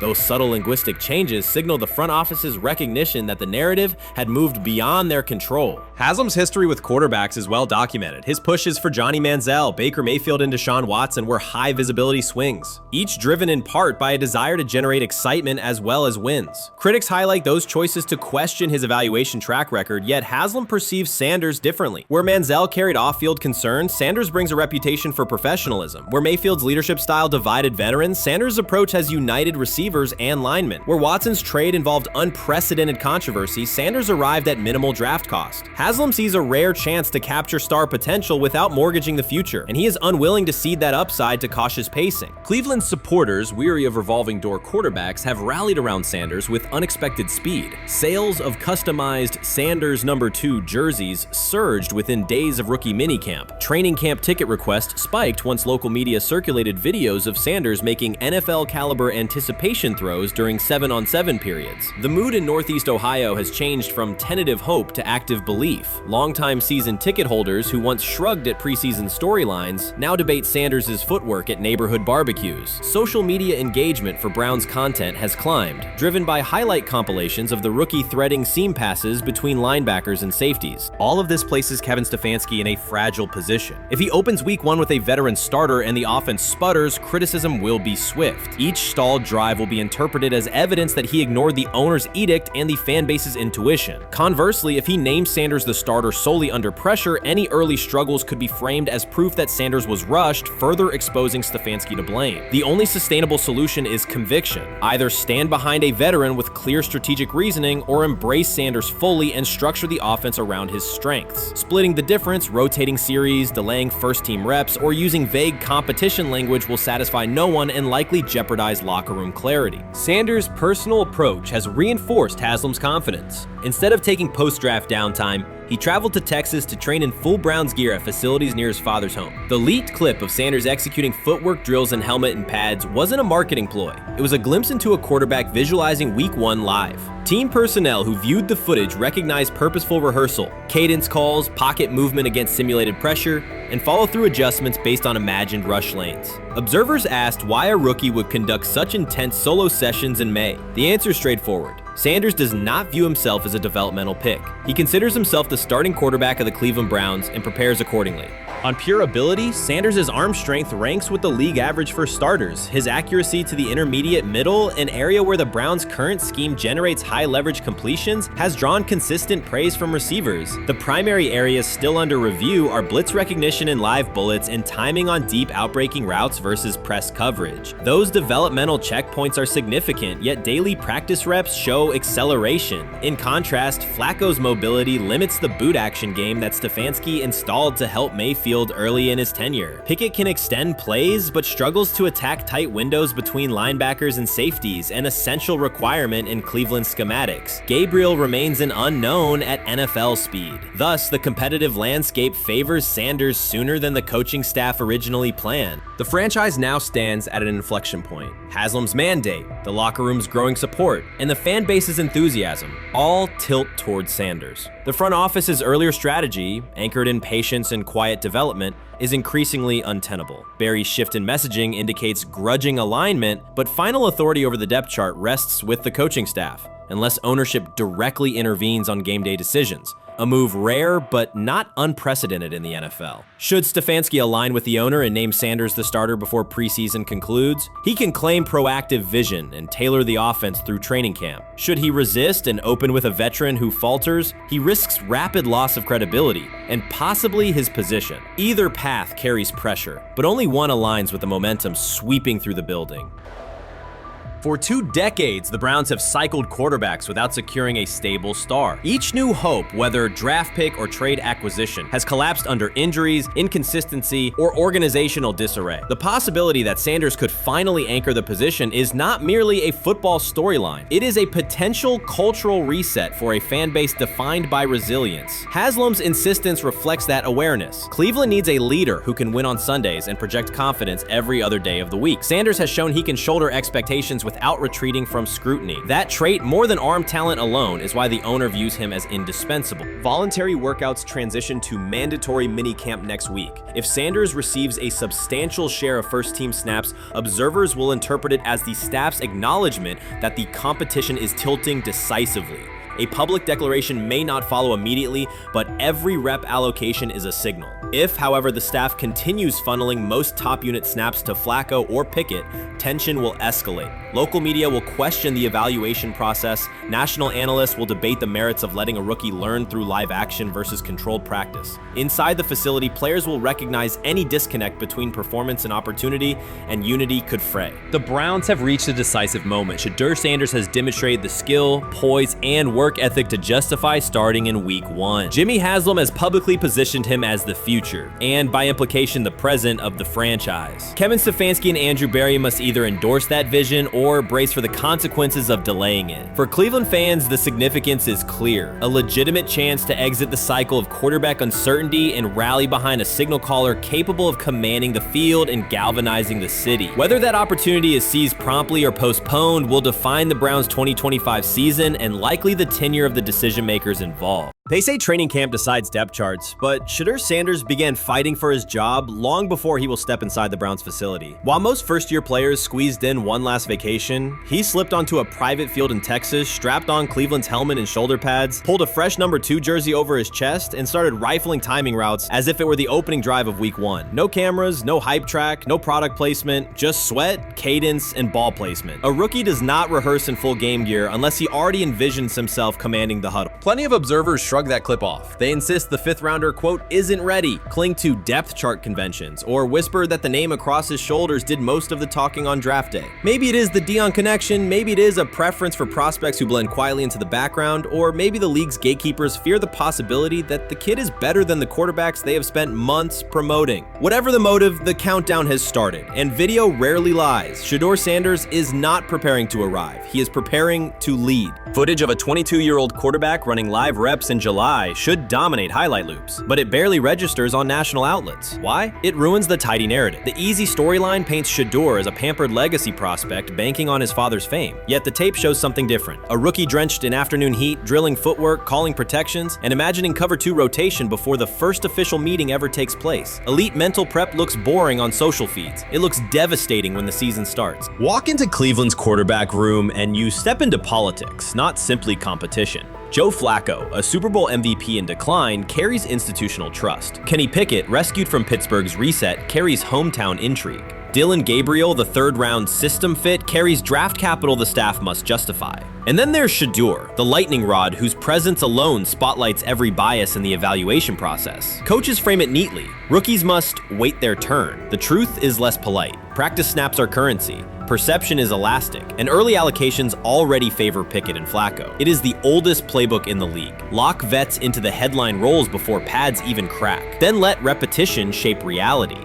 Sanders refuses to cooperate. He is not a 4th-string camp arm. He has engineered game-winning drives under national scrutiny, operated against live blitz looks most prospects never face, and more than any quarterback in the room, documented his own offseason obsession. No social media rollout, no brand consultant, just pads, cleats, and an unlit practice field. If his last name were Smith, pundits would label him the sleeper of camp. Instead, politics trails every throw. Training camp rotations expose organizational intent. Beat writer Fred Greetham already reports that Pickett and Flacco will open with first-team reps when veterans report July 23rd. Gabriel grabs the developmental snaps, leaving Sanders the leftovers. That isn't performance-based, it's narrative-safe. Gabriel doesn't threaten hierarchy, Sanders bends gravity. Watch the details. Does Shedeur steal 11-on-11 snaps with the 2s? Does he run red zone installs or 2-minute drills? If he does, coaches are admitting he is forcing his way in. If he doesn't, they are postponing the inevitable. Either way, the private field reps have sharpened his timing and condensed his release. He is not hoping for an opportunity, he is prepared to seize one the instant it appears. Cleveland's joint practices amplify that tension. First come live periods against the Panthers, then sessions with the champion Eagles. Those reps belong to the starters, so Flacco and Pickett will absorb most of Carolina's disguised pressure and Philadelphia's exotic fronts. Sanders' proving ground will be the preseason opener on August 8th. Under the stadium lights, he will get entire series, real reads, pockets collapsing for real. If his command mirrors the footage from Texas, coaches will have to answer why he never saw earlier work.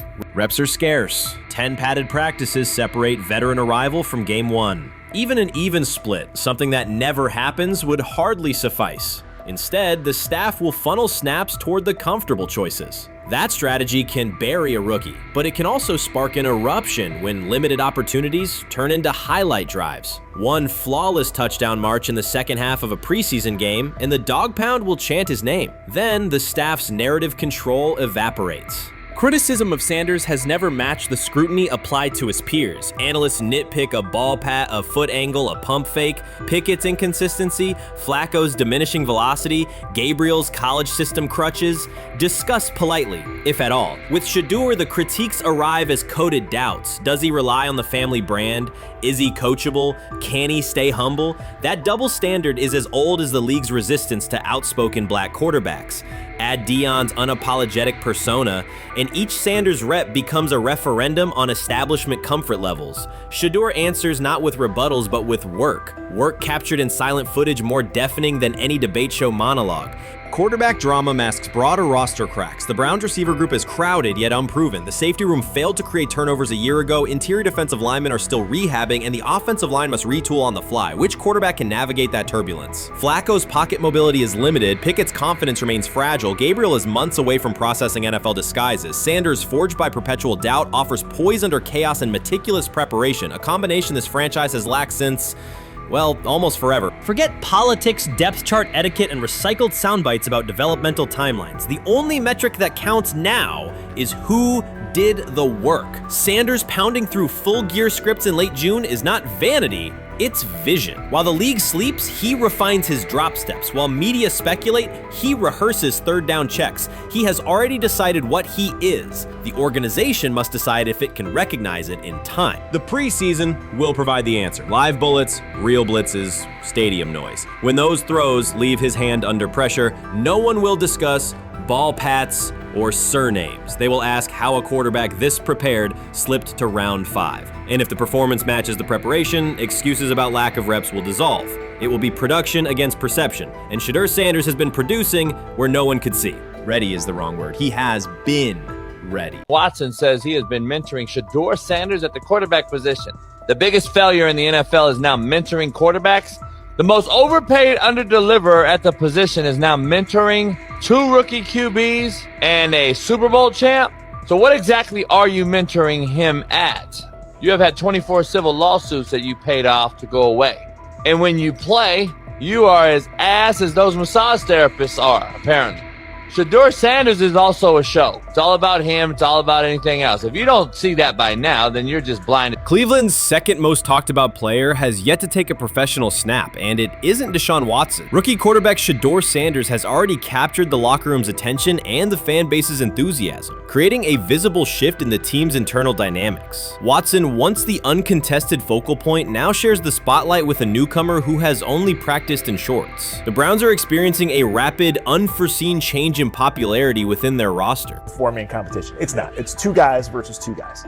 It's the 2 older guys to be the starter. Yeah. It's the 2 younger guys to position themselves however it may be and show little improvement every single day, right? So, of all the things I'm watching the first 5 when they break a session, the first 5 with the veterans, with the ones. Who's in there, where are they going? The ball's going to Judy, right? Flacco's no dummy, lasts as long as he has, right? He can really whiz it.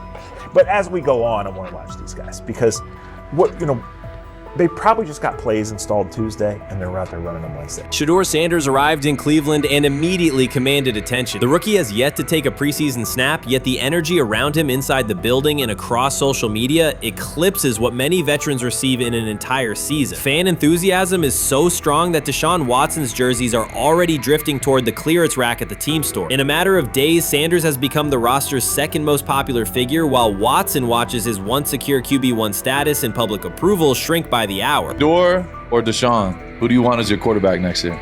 Honestly, Shedeur. I love Deshaun though. Like, I don't understand all the hate for Deshaun. You get hurt and you get booed, bro. That's foul. That might be the foulest I ever seen. The Browns' social media staff posted a single candid photo of rookie quarterback Shedeur Sanders releasing a warm-up throw, and the response was immediate and overwhelming. Fans saturated timelines with edits of themselves alongside him, while Deshaun Watson's routine practice reps drew comparatively little notice. Although an official Sanders jersey has not been released, unauthorized versions are already moving at a pace that exceeds merchandise sales for several other AFC North teams. The surge in interest marks one of the most intense fan reactions Cleveland has experienced in recent memory. The excitement surrounding Shedeur also triggers a wave of criticism. Veteran analysts, anchored in a 1980s mindset, question whether his style will translate into lasting success. They focus on his NIL earnings, social media presence, and visible confidence, arguing that the image overshadows substance. To them, outward self-assurance appears to be a distraction rather than a competitive asset. Even a simple simple smile or brief display of personality is cited as evidence that he lacks the measured discipline they expect from a starting quarterback. Critics claim Shedeur Sanders is notable only because of his father overlooking the performance he delivered at Colorado. Many of those same observers ignored the Buffaloes until Deion Sanders made national headlines, yet they now question whether his son has earned the attention. They want rookies to keep quiet, carry clipboards, and wait 2 seasons before challenging for a starting role. Sanders is disregarding that script from the moment he arrived. His presence has already turned Cleveland's quarterback discussion into a genuine 2-man competition before a single preseason snap. Deshaun Watson maintains publicly that the situation does not concern him, but it is hard to believe the pressure is not real. A fully guaranteed contract protects his paycheck, not his standing in the locker room. Sanders, meanwhile, is translating charisma and early momentum into tangible influence with teammates, coaches, and fans, reshaping expectations for who will lead the Browns on opening day. I'm a firm believer.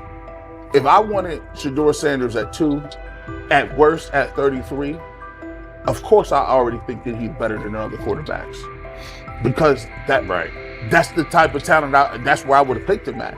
And if he was at 2 or 33, and he still had the same exact skill set, we would be talking about him starting and playing. Right. Well, there'd only be 3 quarterbacks. It'd be here, 3 quarterbacks, not 4. Yeah. But since he moved to the 5th round, that's cool. They might have to go along with it. But to me, I think if you ask who got the best tools, I'm going with Shedeur. Shedeur Sanders has not taken a single professional snap, yet discussion about him has split NFL social media into 2 camps. One side already argues he should start immediately. The other worries about what that means for veteran quarterbacks like Deshaun Watson. Reporters now line the perimeter of Browns camp, scrutinizing every inconsistency in Watson's spiral and every precise throw from Sanders during drills. Each well-placed pass is clipped, posted to TikTok, and captioned as evidence of a future QB1. Cleveland is no stranger to quarterback drama, but this situation is different. Rather than cycling through another unproven starter, the franchise is dealing with a rookie who entered with more polish, public attention, and perceived readiness than most first-year players. Fans chant Sanders' name before he has appeared in a preseason game, while the established starter works to maintain his relevance. The atmosphere is not yet a full controversy, it is a countdown. Traditional analysts insist on the importance of experience and respecting the process, yet Sanders is progressing on the timeline set by the supporters who already view him as the next leader of the offense.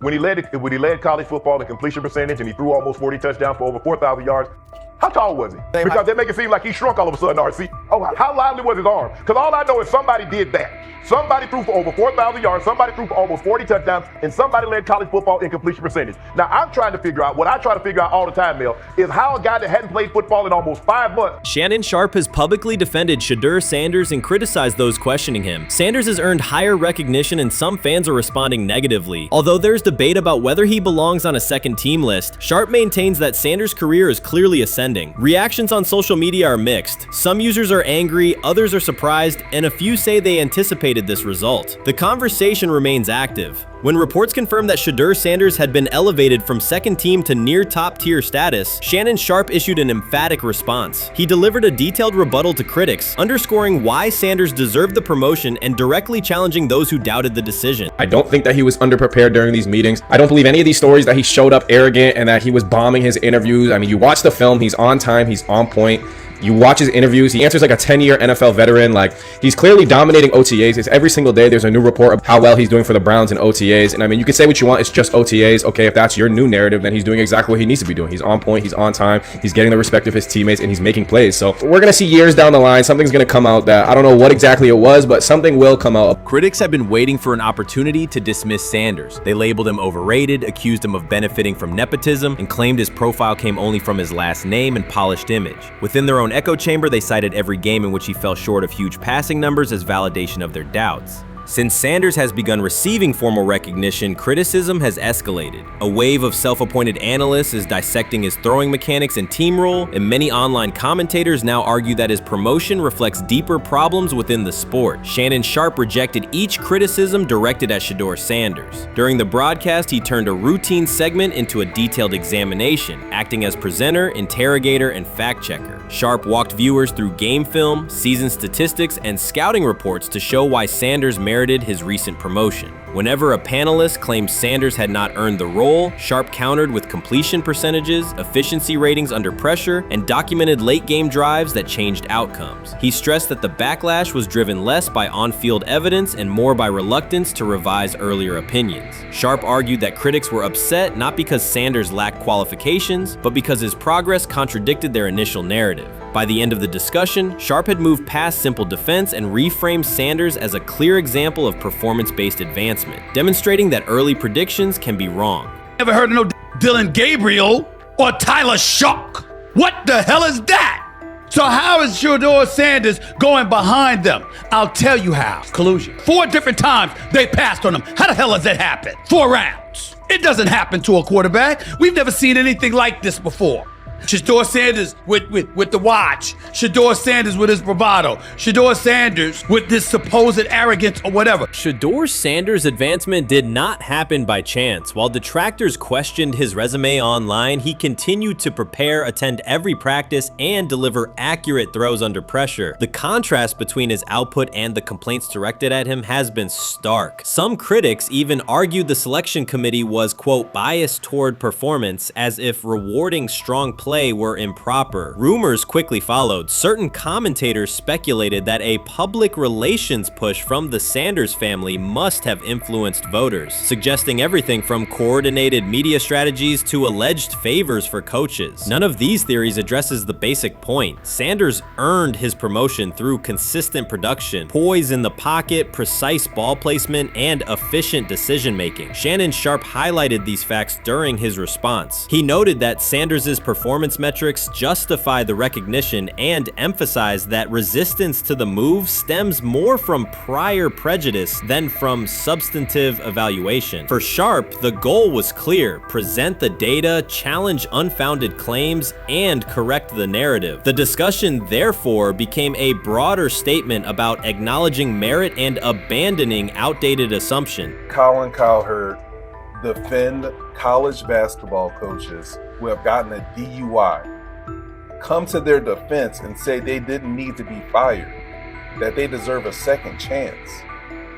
But Shedeur Sanders drives 40 miles over the speed limit, gets a one-on-one ticket, and Colin Cowherd comes on his show today and says he's out on Shedeur Sanders. He's seen enough. He can't support him anymore. He can't be in the Shedeur Sanders camp because of the speeding ticket. Shannon Sharp addressed commentators who portray constant doubt as expertise. Those who discount strong performances with "we'll see" but declare bust after a single mistake. He noted their belief that progress only counts if an athlete visibly struggles. Sharp's response was methodical rather than emotional. He presented evidence, cited statistics, and calmly refuted each claim. Following his remarks, several critics began revising or deleting earlier posts, recasting themselves as longtime supporters of Shedeur Sanders despite having questioned him for months. Sharp insists on accountability, naming specific individuals and dates while requesting public acknowledgement of prior errors. He argues that analysts cannot spend months undermining a player's potential and then quietly adopt a supportive stance once the athlete succeeds. These are serious, big-time, top-of-the-line playmakers that they have. If you can go 45-42 in the fourth quarter because your quarterback set the school record with 510 yards passing. He was flawless. Shedeur is big time. I didn't know for sure, will it translate to the next level of competition? Yes, it might translate to the next level of competition as he can play. Critics who once claimed Shedeur Sanders was unprepared now hesitate to acknowledge their mistake. They resist retracting earlier comments and struggle to accept that an athlete can succeed without their approval. Sanders continues to share practice clips and game highlights without engaging the debate, while Shannon Sharp documents every dismissive remark, ready to revisit them on national television. The disapproval did not slow Sanders. It underscored his progress and exposed the gap between perception and performance. As a result, the conversation has shifted. Analysts who doubted him now describe him as undervalued and publish detailed evaluations of his mechanics and game management, suggesting long-standing familiarity with his career. In a matter of weeks, critics have recast themselves as advocates, demonstrating how quickly opinion can change when consistent results leave little room for doubt. Shannon Sharp signaled that his commentary is not over. He considers Sanders' advancement a positive outcome for every athlete who has been overlooked or criticized for having confidence. Sharp stressed that analysts do not have the authority to determine who deserves recognition based on personal preference. The reaction to Sanders' promotion, he argued, revealed how quickly opinions can shift once results are undeniable. Sharp pointed out that many vocal critics became quiet when confronted with objective performance data. This exchange, Sharp insisted, reached beyond defending a single quarterback. It challenged the practice of dismissing achievements that do not fit familiar narratives. He reminded viewers that success does not require external approval and that consistent talent will surface despite online commentary intended to minimize it. While critics reconsider their positions, Sharp remains steady, assigning credit to the athlete and allowing the scoreboard to confirm the argument. In his view, the statistics speak clearly enough. Sharp also emphasized that the intensity of the backlash must be placed in context. College football is a volatile environment where unexpected outcomes are common. Therefore, declaring failure based on incomplete evidence only weakens the credibility of sports analysis. The discussion underscored the need for measured evaluation rather than reactive judgment. Dak Jackson and him and everybody else that we talked to have said that Shedeur looks good. He looks really good. Yes. He looks better. And we got Zach that say Dylan Gabriel ain't even an NFL quarterback. True. So how is it that this man can't get a rep with the ones, but that non-NFL quarterback can? We all what agree with sense that. does that make? Some observers now claim that recognizing Shedeur Sanders' strong performance undermines football's traditional standards, even though they previously argued he received coverage only because of his father. Faced with Sanders' current statistics, those critics are searching for explanations that fit their earlier narrative. The data have always been clear. Their earlier objections ignored that fact. Shannon Sharp is openly highlighting this reversal, comparing past negative remarks with Sanders' recent 400-yard games to demonstrate the gap between criticism and evidence. Sharp did not force these commentators to backtrack. He simply displayed their earlier claims alongside Sanders' results, allowing the contrast to speak for itself. He lied to us all when he said that this was going to be an open competition, a four-man open competition when it comes to the QB situation up there in Cleveland, in which, from the looks of it, all we've seen it be was a three-man race. The only people that has been getting reps in with the first team or with the veterans are Joe Flacco, Kenny Pickett, and Dylan Gabriel. We've never seen my boy Shedeur Sanders get a chance to get in. Even with him doing the things that he has been doing up there, he has yet to get in with the... Shedeur Sanders was caught off guard by Coach Kevin Stefanski's recent remarks, which have sparked talk of bringing in another starting quarterback. Commentators are debating whether Stefanski's comments reflect eroding confidence in Sanders or a brief lapse in judgment, but the rookie now faces intensified scrutiny over his role. The Browns, we got an analyst that says that Shedeur Sanders should have some kind of a ban? Banishment of some kind? Come again? Say what? For what? And we've got, this would be more troubling. If I'm a Browns fan, and this is where we're going to start, potential dissension in the ranks of the front office and the coach. And over what? Quarterback. When a program's headline quarterback suddenly becomes the subject of sideline murmurs and quiet searches for replacements, the situation is unmistakable.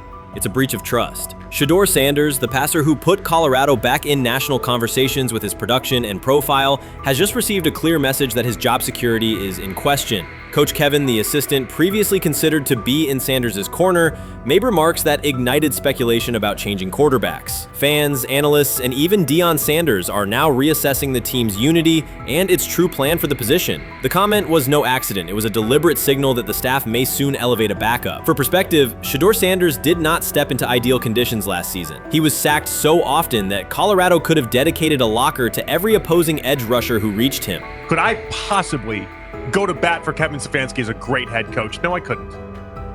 Could you go at bat against him, saying he's a horrible head coach? No, I can't. I think that's why we fall in the middle. I think that's why in a lot of these discussions, and that's why a lot of the rankings, you see him right now in that 15 to 20 range, somewhere in that middle pack of NFL head coaches. I've said earlier, Kevin Stefanski has already been given more head coaches than any coach I've ever seen in Cleveland.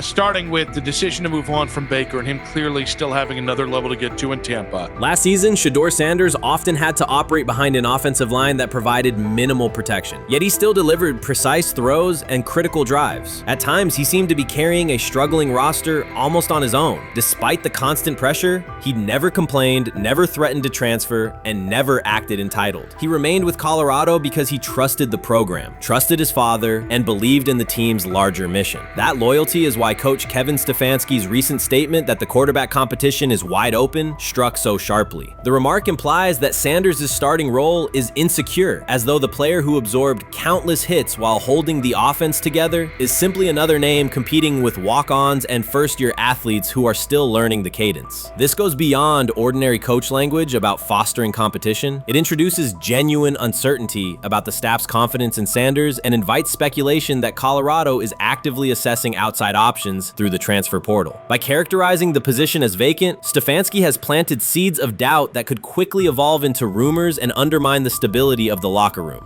I'm sorry, but when it comes to quarterback, I'm going to defer to my head coach, generally speaking, especially one with Stefanski's track record and how he's viewed across the league. So this is interesting because it tells you Kevin Stefanski's not a Shedeur Sanders guy. And it also tells us who made these picks. Exactly. The Cleveland Browns made a rather awkward decision in the NFL draft, opting to take quarterback Dillon Gabriel in the 3rd round, well before he was expected to fly off the board. Then 2 rounds later, the Browns took fellow quarterback Shedeur Sanders. So what exactly is going on? Discussion has begun about whether Colorado is actively evaluating another quarterback and preparing for life after Shedeur Sanders. Analysts are debating whether Coach Kevin's move is calculated strategy or a misstep that jeopardizes team stability. Sanders remains a top NFL prospect, Deion Sanders' son, and the program's public face. His highlights dominate social media and his jerseys outsell the team's victories. Yet he is once again being asked to reaffirm his position. The issue is more than routine roster management. It intersects with the family dynamics that shape the program. By portraying the quarterback job as open, Coach Kevin signals to both Shedeur and Deion that the staff is willing to move on despite Sanders' stature. For Shedeur, sitting through film sessions while hearing talk of potential replacements adds an unwelcome layer of uncertainty to an otherwise proven resume.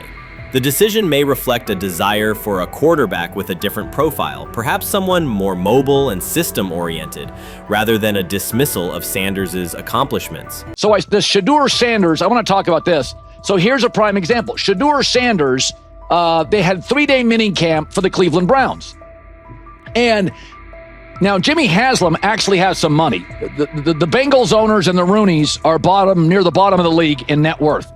But what the Browns have is what I would call the Buffalo Bills used to have this years ago, pre-Josh Allen. What are Browns veterans saying about Shedeur Sanders behind closed doors? According to internal discussions, the feedback goes beyond casual praise. Several veterans describe his performance as franchise level. Private locker room conversations compare his command of the offense to established starters. And one senior assistant reportedly called him Sunday ready after a single walkthrough. The consensus is that front office staff and coaches have taken serious notice. Inside the Browns facility, informal conversations circulate among players and coaches. These remarks carry significant weight in personnel evaluations and often influence practice rotations. When veterans speak this strongly, the message typically reaches decision makers quickly, especially during roster planning. In short, the internal perception of Sanders is already affecting how the staff views the current quarterback depth chart. Browns vets kind of weigh in on Shedeur Sanders and how he's been since he arrived in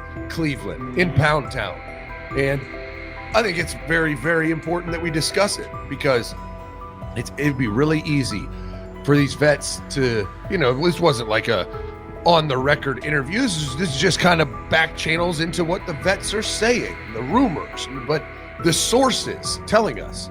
And we have a couple quotes, but Shedeur Sanders, Cleveland Browns, it seems like it's going well. And it's almost like you don't want to talk about it. At the center of the growing internal buzz is Shedeur Sanders, the rookie who entered Berea with late-round expectations but is being discussed privately as a potential long-term starter. This is not a routine camp tale about an extra arm taking practice snaps. Sanders has seasoned teammates, players with playoff mileage, quietly reassessing his ceiling. Observers who overlook these conversations risk missing one of Cleveland's most deliberate personnel moves in years. Sanders is not on the roster because of his surname. The Browns reviewed their quarterback depth, weighed costs, and chose a controlled, development-oriented option they believe can stabilize the position. His presence is already changing practice dynamics. Veterans notice his pocket awareness, adjust routes to his timing, and acknowledge that he processes coverage at an advanced level for a first-year player. Leadership patterns in the huddle feel different. Sanders delivers with precision and composure that challenge defenders to reevaluate their calls. The strategic upside is clear. A 4-year rookie contract offers cap flexibility while other franchises cycle through expensive stopgaps. Coaches and front office staff view Sanders as a calculated investment, not a publicity experiment. Outside chatter still focuses on Joe Flacco's age or Kenny Pickett's development. Inside the facility, however, veterans pause film sessions to dissect Sanders' ball placement and progression speed. Position coaches highlight clips where he works through reads decisively and delivers on time, traits rarely attributed to rookies. Sanders' confidence is measured rather than theatrical. He moves as though the NFL tempo is familiar, and that calm spreads across the roster. Experienced defenders are rechecking the depth chart and asking if the quarterback competition is tighter than publicly acknowledged. Great kid, and whether it's a following that he's earned, I mean, that's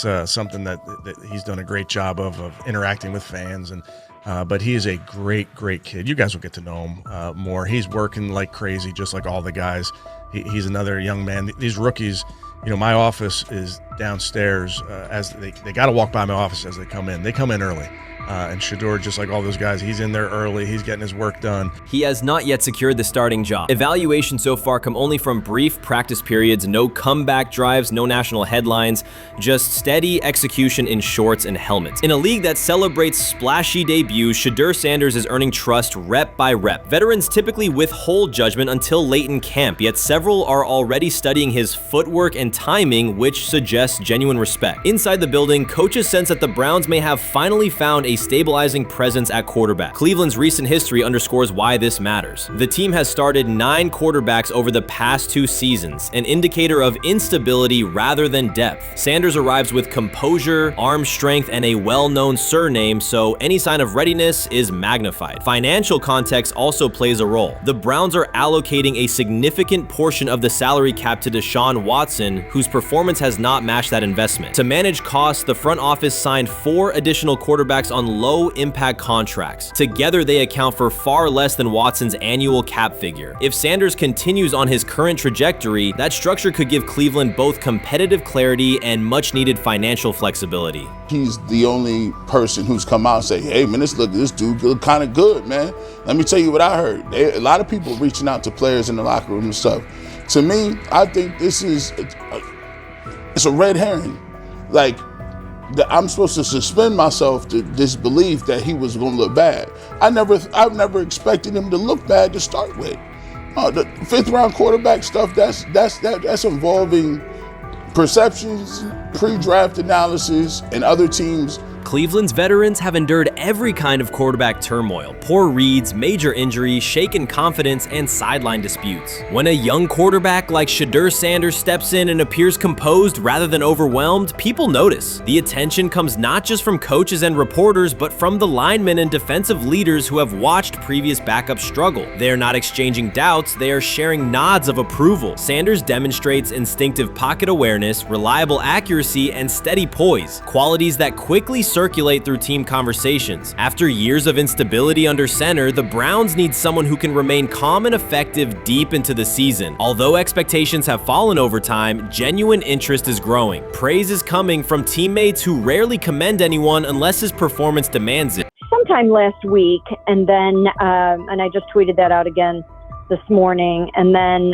today, the Joe Flacco one got posted. So running through this, and then of course we'll still have Dylan will be next, and then Shedeur will come last. As training camp nears, Mary Kay Cabot is providing straightforward analysis of the Cleveland Browns quarterback competition. The starter has not been named, but she has moved away from her earlier skepticism of Shedeur Sanders and now acknowledges his talent and potential. Cabot explained that if Joe Flacco is chosen to start week 1, it will mean he is the most prepared to play immediately. This approach would also give younger quarterbacks such as Kenny Pickett time to adjust, refine their skills, skills and maximize their potential while Flacco handles the early workload. She added that a Flacco start would not prevent Sanders from earning the position later in the season. The depth chart remains flexible, and Sanders' continued development could put him in line for an opportunity as circumstances evolve. Cabot also noted that Pickett could win the job for week 1, but he must demonstrate he can integrate smoothly with the offense and perform reliably under pressure. The Browns want a leader who can control the huddle, execute plays efficiently, and maintain composure. Pickett's performances in upcoming practices and preseason games will be critical in determining whether he secures the starting role or Sanders ultimately takes the reins as the season progresses. Things like that. It doesn't mean that